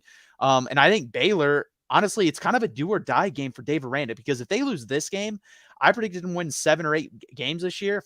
I was a lot higher on Baylor than most people. I had them as like the 5th or 6th best team in the Big 12. If they lose this game, they're going to end up being one of the 5 or 6 worst teams in the Big 12. Well, the thing about Dave Aranda is I think he's a great coach. And I don't want to say this is a do or die game because it's week 2. But I see what you're saying, right? Like the ability to beat a team that's better than you or maybe rise to the occasion. It's there. I frankly don't think they'll meet it, but I still think they have the rest of their schedule on the table. And it's the thing about overreactions is teams develop, teams grow. And I talked to Mark about this the first time I was on the Michigan show a few weeks ago when he was filling in, so to speak, for John. When I was on that show, I talked about how I felt like Ohio State had more room to grow as a team than Michigan. Now, after week 1, I feel differently about that. I think Michigan has some growth to be made, right? So I felt like Michigan, okay, maybe the higher floor and the ceiling maybe about the equal to Ohio State. I felt like Ohio State maybe had a ceiling equal to Michigan, but their floor was a little bit lower, and maybe they both grew into those spots. Now I feel very strongly that Michigan has development to be made. So if you move to, talk about some of these other teams like Baylor, I think Baylor has the potential to grow into a much better team than they are to start the year. So even if they lose this game, I don't want to say that their season's lost. My problem is you're missing Shapen, and he's probably going to be out this week. And there's a chance he missed the Texas game, and if he missed the Texas game, Baylor's not beating Texas. Period. Like they're not beating. I don't even know they're back. Right, but I agree with you. Teams can grow, but not every team grows. I think that's also a miscalculation. Not every team gets better throughout the season. We've seen teams from week one actually get worse throughout the season or stay the same. So I think if you take 10 teams, I think 6 or 7 are probably going to grow. I think 2 of them probably going to stay about the same. Then you'll have 1 or 2 teams that are going to be worse than they were week one. Honestly, I disagree with that because I do think every team grows. Now, injuries, things play a part and take a toll on these teams. But, missing shape and like that doesn't mean that team is, that they're not going to grow. That just means that their peak is at a different point in the season. Yeah, I guess, but I don't think it's possible every team to grow. I just don't see that happening. First off, because coaching isn't the similar but for every team. Like coaching is the number one thing that makes teams grow, and it takes great coaches. Like that's why you see like higher echelon, I can't even say the word, but better coaches basically make teams grow. Like Nick Saban, you see his teams get consistently better throughout the year. So I actually agree with you on LSU. I think they will get better because I think Brian Kelly's a good coach. I think he's a top 12 coach in America. So I think they'll get better. But I don't think, no offense to Dave Aranda, I haven't really seen him much other than what he was given by Matt Rule. What has he done at Baylor? Last year was terrible. This year's not off to a great start. We'll see what he does, but I think there's a good chance he's on the hot seat at the end of the year. I don't mean to jump in before Mark. Mark, if you have something to say, otherwise I'll just keep going.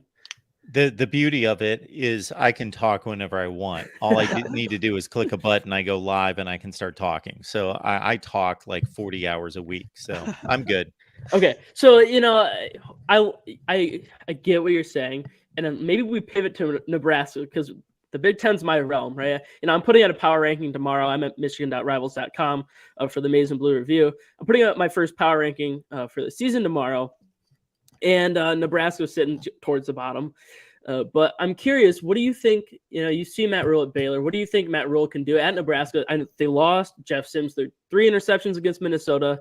But do you think that team specifically can develop based on what you've seen? That's literally Matt Rule's calling card. Look what he's done everywhere. The teams just get better every week and every year under him. So I actually think Nebraska's going to be beating Colorado this week. I think everyone's overrating the absolute hell out of Colorado. I think Colorado had a nice, first game, but they're going to play a team that is actually capable of tackling this week. No offense to TCU. Their defense is terrible. They lost a lot. Like Travius Hodges-Tomlinson at cornerback was very good. You have Josh Newton, but what made them so special last year is you have 2 very good cornerbacks. Now you have 1. Now, do I think if this becomes a high-scoring game, Colorado is going to win, but I think Nebraska is going to be able to contain them, and I think the key to that is honestly stopping Edwards out of the backfield. I think if you stop Edwards in the passing and running game, I want to make Shedeur Sanders. I know he's what he showed in week 1, but I want to make him beat me consistently deep down the field with the wide receivers they have because I do like Travis Hunter, but after that, deep threat-wise, they really don't have anybody deep threat-wise. Weaver was very good. Weaver played very good for Colorado, and I would like to say that I think Nebraska is going to win this game, but I don't. I really don't. I think Colorado. I'm not buying into the Colorado hype, by the way. I went into week 1 saying, okay, I think these teams are much closer than people realize. I think that TCU is way overrated after their national championship appearance. I think that Colorado is a better team than people realize because of the motivation that Deion's bringing and the level of talent that he's recruited out of the portal, which, it varies, but he recruited the guys that he thinks fits. And to some degree, like that's all that matters. Obviously, like I believe in higher star players being, able to, contribute better and be better players in general. But, when you find the guys that fit your scheme and what you want mindset wise, that has a huge impact. So I think that's partly why they beat TCU. I do think Colorado will win. I do think it will be a close game. I think Jeff Sims will have a better game than he had last week, because it's a different style of defense that you're playing against. I don't think Colorado's defense is going to be the same as Minnesota. The Big Ten is a very unique conference. I think maybe they best comp to the SEC, but the Big 12, they don't play defense the same way that the Big Ten plays. So I think Nebraska has a better chance of playing well on offense than they did against Minnesota. But I do think Colorado still wins regardless, because I don't think Nebraska can defend them. No, I thought TCU, I had them going, I believe 8-4, but it's the 7th best team in the Big 12. And I had them beating Colorado. I agree with you, though. I thought Colorado was probably a 5-7 team. And that was easy money last week. I didn't think Colorado was losing by 21 points to the 7th best team in the Big 12. But it's crazy how much that line switched. I mean, Nebraska was favored by 9.5 points, and now they're underdogs by 3. So I think there's a lot of overreaction to that game. I think it's going to be a good game. I like I said, I'm going to take Nebraska, but I feel confident? No, but I do think there's overreaction. I think Colorado's still probably a 6, maybe 7-win team, but because their defense isn't good enough. Like, I get in the Pac-12, USC is going to be the top tier team that I think they can beat because USC doesn't play very good defense. Do I think they'll get better? Yeah, but I don't think that's a top 40 defense out in Southern Cal with Southern Cal. I think they're probably in the 55 to 65 range is what they're going to end up being. And I really like Caleb Williams, obviously. So they're going to be able to score points. I think that's going to be a shootout, but they're going to struggle versus teams like Utah, Oregon State at the line of scrimmage, and even honestly, Oregon too.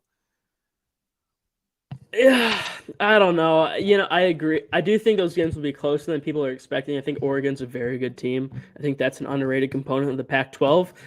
It's also one of the sad things about the Pac-12, and what's, again, Mark and I talked about this a few weeks ago, but the regionality and losing that of college football in the conferences, it just sucks. Frankly, I think it's bad for college football. I don't care about maximizing profits because I'm not a corporate, head of a network. I don't care. But I root for the best interest of the sport, and I think that stinks particularly. But I also agree with you. Oregon will play USC better than you think. I also don't think USC's defense is as bad as you think. But that being said, I mean, Colorado, I'm just taking a look at their schedule, and they got to play Oregon State, USC, Oregon, and UCLA and Utah, right? So that's, what's that, 4 losses that I think they'll honestly win one of those games. I think they'll upset about 4 losses. And I could see an upset there. So I really see them as about an 8-4 team, realistically, going into this year. Because, the Big 12, on the flip side of, being disappointed about conferences splitting and realignment and that whole thing, the Pac-12 does have some really bad teams in it. I mean, Washington State's not great. Arizona is bottom of the conference level play. So Arizona State's not been very good, teams like that. So I do think I would hold have judgment on Washington State for 1 week. You I think would like so? to see the Wisconsin game. I think Cam Ward's going to do some things versus Wisconsin. Well, my thing about Wisconsin is their running game is clear. This is interesting, right? So people came in expecting Luke Fickell to turn this offense into some sort of passing offense that, or some team that threw the ball much better than they did in the past. Yeah, I didn't. And that was like the general, I felt like, social media consensus. Oh, yeah. He's too smart to do that. He wants to do that, and he'll get there eventually. You're going to see concepts. You're going to see them transition slowly. They did pick up C.J. Williams and some other receivers that can possibly allow them to do that in steps. But they're too smart. They got Ches Malusi and they got Braylon Allen and a massive offensive line. Ches Malusi, right? Like, what is going? Like, I think that's one of the most underrated running back tandems in the Big Ten and maybe in the country, right? The Big Ten has maybe some of the best running back tandems in the country. Ches Malusi at Wisconsin, I think they ran for it was just under 200 yards, if I remember correctly, just this last week against Buffalo. Team. Is that right? Yeah, right. 315 as a team, right? So they have that running game moving. Tanner Mordecai is my concern. The thing about him is he's the kind of guy who's in and out every week. So 1 week he'll throw for 4 touchdowns, no picks, or 4 touchdowns, 1 pick. And like last week he played Buffalo and threw for 1 touchdown and 2 interceptions, which if you look at them, they were bad and they were in their own territory.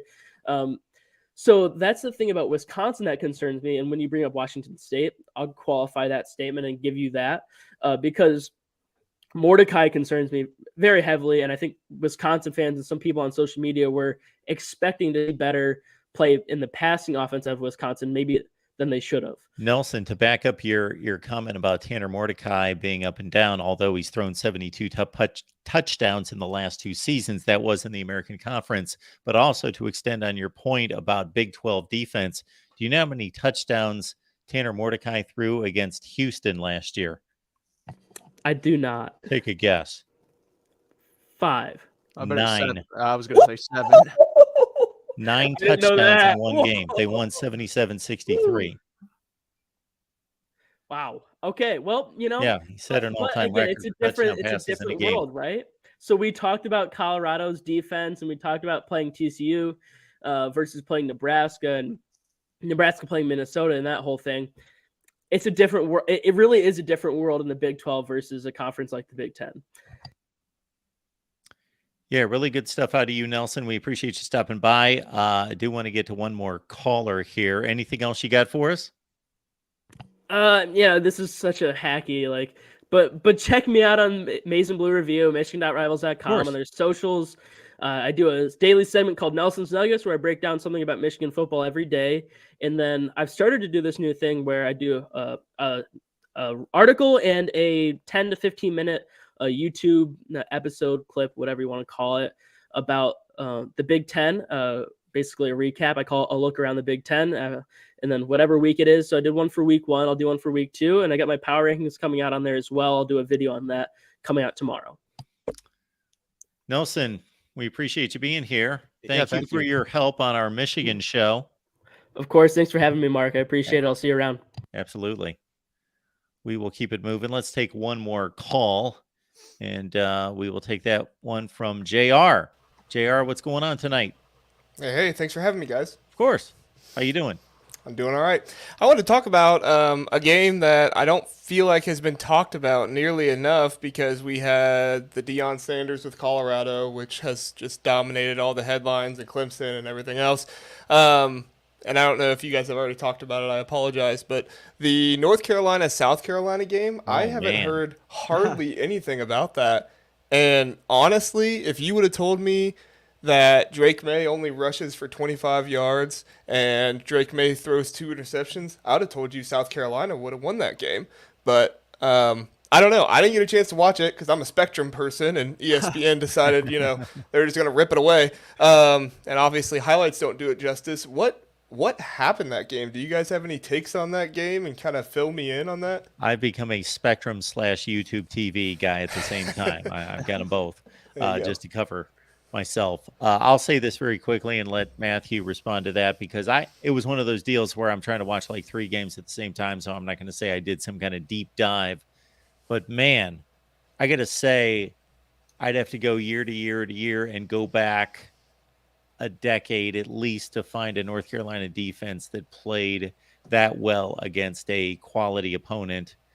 Shoot, even when they went 11-1 into an ACC championship game with Marquise Williams at quarterback in 2015, they gave up like 600 yards rushing to Baylor in their bowl game. Like when is the last time North Carolina's been good on defense? And I think Matthew and I actually had this conversation the other day. They have recruited well enough on defense. That has not been the issue. They have 4 and 5 stars all over the place. And when you've got a national championship defensive coordinator in Gene Chizik, you would expect it to come together. They were running Spencer Rattler all over the field. They didn't give up in the running game. South Carolina's fairly weak as it goes by SEC standards as an offensive line. So there is that. But they were extremely stout. They actually were invested in tackling. I didn't know where this scheme, attitude, all of it came from on the North Carolina side. And that doesn't even speak to the offense, which of course was already good. Yeah, I would agree. I mean, when you have 9 sacks in a game, it's kind of hard to screw it up.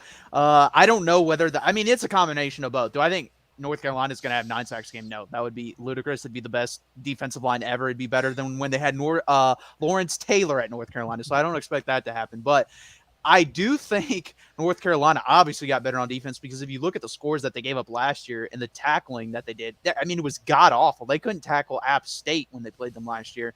So it's something that they've definitely improved on. I think it's going to be interesting to see throughout the year whether that's a case of South Carolina's defensive line being that, or offensive line being that bad, or it's really North Carolina getting that much better. I do think North Carolina is better on offense. And honestly, after watching Clemson lose to Duke, you could make an argument that North Carolina ends up in the ACC championship game with Florida State. That's definitely a possibility. And Mac Brown, he just kind of hangs around. Like, it's funny. At Texas, he was never god-awful. I think the worst record he ever had was 5-7, but that was the one year with Garrett Gilbert. On average, I think his worst year was like 8-5. North Carolina, he's kind of done that. And then you see the pop-up years with Marquise Williams. Then maybe this year with Drake May, they have a great year too. So it's interesting. They're definitely one of like the 10 most interesting teams to watch from that I've watched in week 1 going forward just to watch throughout the season, because if their defense can just be average, I think this team has a chance to be in that ACC championship game. Yeah, and I was interested with the offense of North Carolina.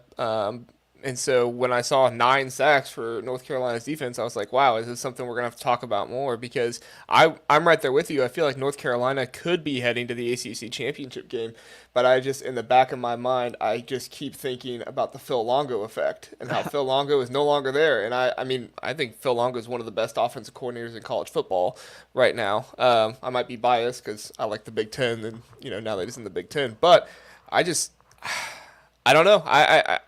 I'm curious. Did that offense look the same? Did it have kind of the same feel to it at all, or how did the offense look? So that's the thing. I didn't really watch much in North Carolina last year, so that's something more on Mark. To me, Drake May, I think that's what led to honestly the Drake May interceptions, is that new offense. I think he's just getting introduced, baptized a little bit in that offense. I don't think he's going to do that the rest of the year. I think it'd be asinine to think he would. Because I think he's the second best quarterback in college football. And if you want to go by drafting wise, I think some NFL scouts would argue he's number 1, because you do see that on some draft boards, some mock drafts. But I mean, I would still take Caleb Williams. But I don't know. Maybe, Mark, did it look any different from last year or his offense with Phil Longo, or no? Yeah, I wasn't sitting there watching the game. I had like 3 games on. I was just trying to keep track of who was in the lead and what the down and distance was. I'm not looking at formations and what they're doing on offense. So I can't say I could really speak to that.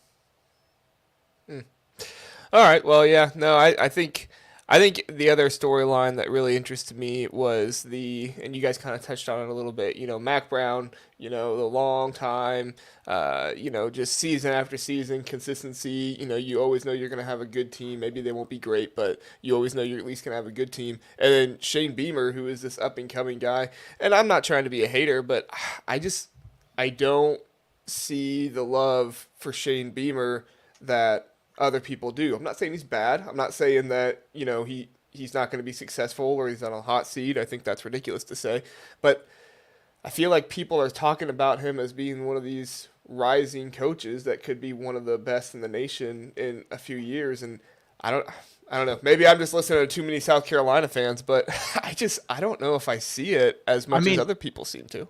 He was kind of a guy that came out of nowhere to coach them, honestly. Like, if you were asking people out, especially South Carolina fans, when they were in the process of hiring someone, I don't think many of them would have said, oh, we're going to get the tight ends coach from Oklahoma. I didn't think that was something they looked forward to, nor did they really want, or did they predict. But he is there. I think he's done a decent job at South Carolina. Like, I don't know, Mark, what is South Carolina to you? Are they like a 7-5 team? Is that what South Carolina is? Well, I expected them to win this game. Not that I had heavy confidence on it, but I just thought I didn't expect North Carolina to have the kind of defensive effort and to be that tough in the trenches.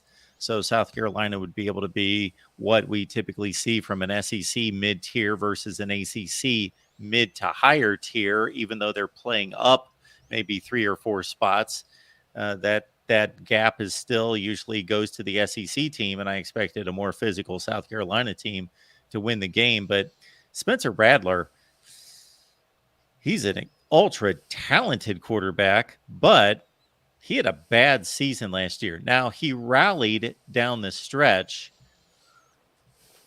to finish with 18 touchdowns and 12 picks, but man, he had to have some really on fire games right at the end. He had mostly a 10-game season that was pretty bad, and he was not good in this game. Again, running for his life, but even when he had time, he didn't look good in this game. They lost Jaheim Bell, who we now see starring at Florida State as one of their biggest weapons. Antwain Wells is a really good player. They lost Marshawn Lloyd, who was probably their best running back, to USC. So they lost some key pieces on offense. This is where I'm at with Shane Beamer. Is I don't know if he's. I'm trying not to.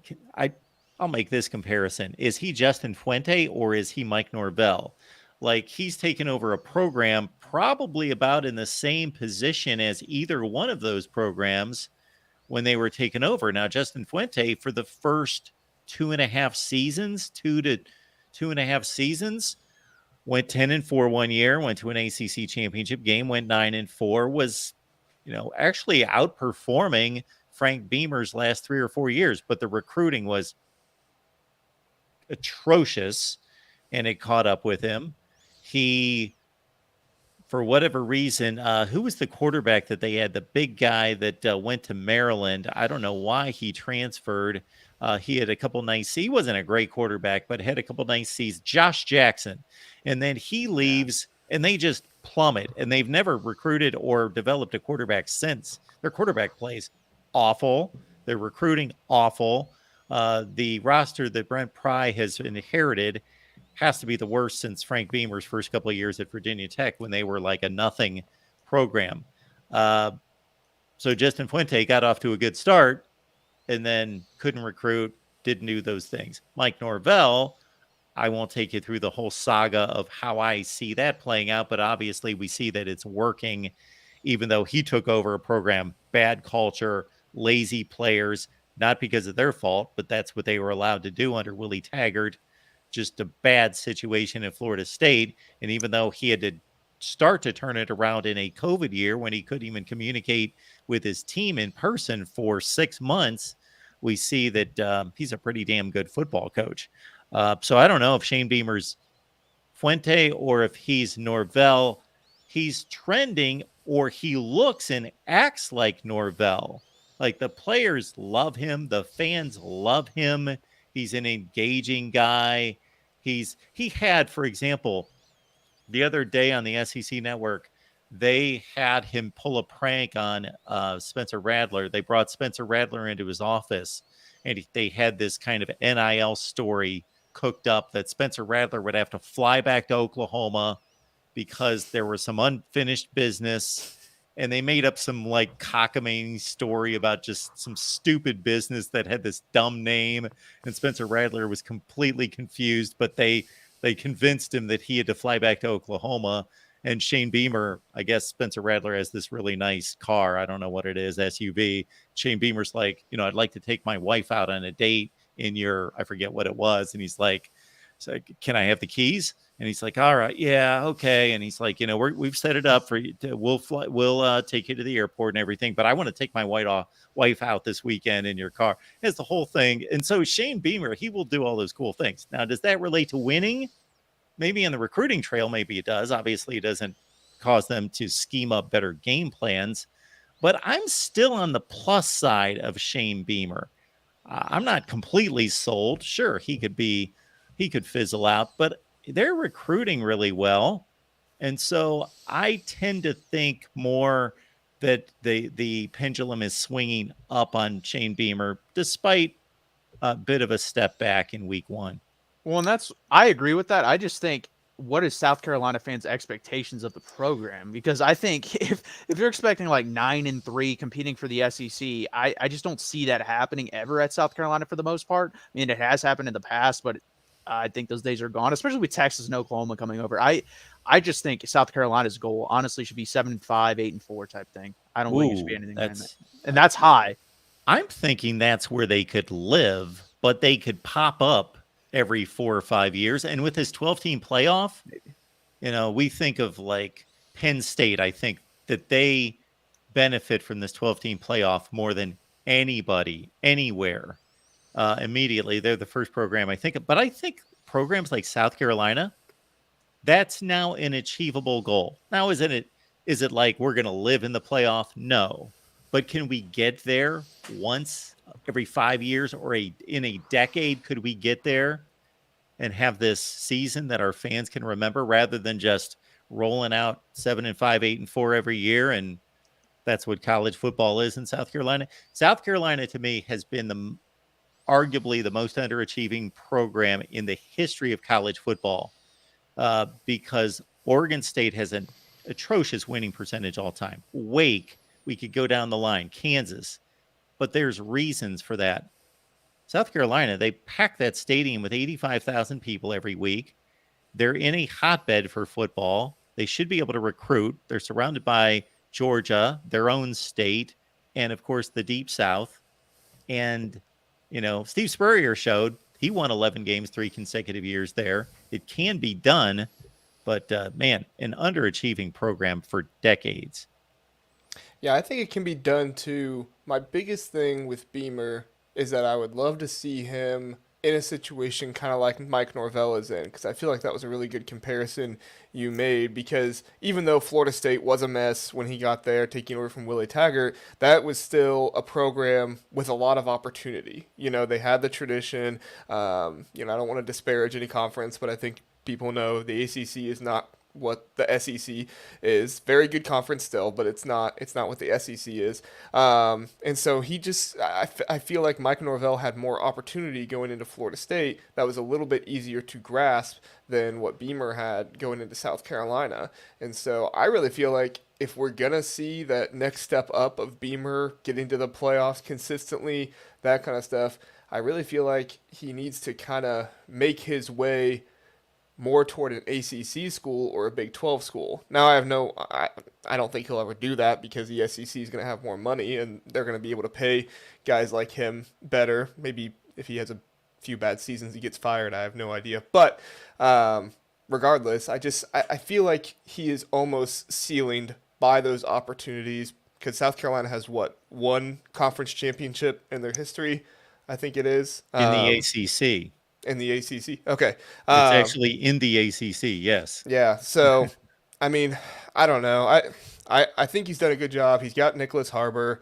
He stole Dylan Stewart away from some really good programs. I think Ohio State was one of them. I don't know if Miami was in there or not too, but he's got some good DN recruits, and like you said, he's likable. I mean, that's huge for recruits. That's huge for getting good players in there, is just being likable, just being able to have fun. So, all right. Well, hey, thanks a lot, guys. I don't want to keep you too long. I appreciate you breaking down that game and everything. So have a good night. Good discussion, JR. Appreciate you being here. Okay, Matthew, you've done yeoman's work for us tonight. Appreciate you being here. Yeah, I've enjoyed it. I might as well give my prediction. I think Alabama wins 28-24. I know we got caught up in that preview. And I wasn't able to get that out, but I think it's 28-24. I've said that since the offseason. I don't see why anything's really changed in my prediction or in my thoughts. Obviously, I think there's a little bit more question marks for Texas going in this game because of the way the offensive line played versus Rice. But I also think it's Rice. It's the first game of the season. I'm not going to overreact. Just like I think Alabama fans are overreacting to Jalen Milroe. And I think another point is Jalen Milroe, honestly, this is the first game to me that you're going to be able to actually bank on, like, this is who he is, because he came in spot work versus Arkansas. I don't think you can, put too much into that. I don't think you can put too much in the Middle Tennessee State game versus the first game of the season. And then the A&M game, it's your first start. So honestly, this is his second basically real start to me versus a good team. Let's see what he does. Folks, you will see Matthew here after the game. So whether that's on the main channel right here, Big 12 channel, Texas channel, we'll have Matthew lined up after the game to take your questions and your comments and talk Texas football. It should be huge. It should be monumental. It's two of the biggest brands in college football, and it means something. And they both may go somewhere big this year. Maybe it's a precursor to a playoff game. Who knows? But it's certainly a precursor to future SEC conference games between the two. So it should be fun. Yeah, it will be. I'm really excited. I'm really excited to see the atmosphere there down in Tuscaloosa. Awesome. Thank you so much, Matthew. Yeah, no problem, Mark. Thank you.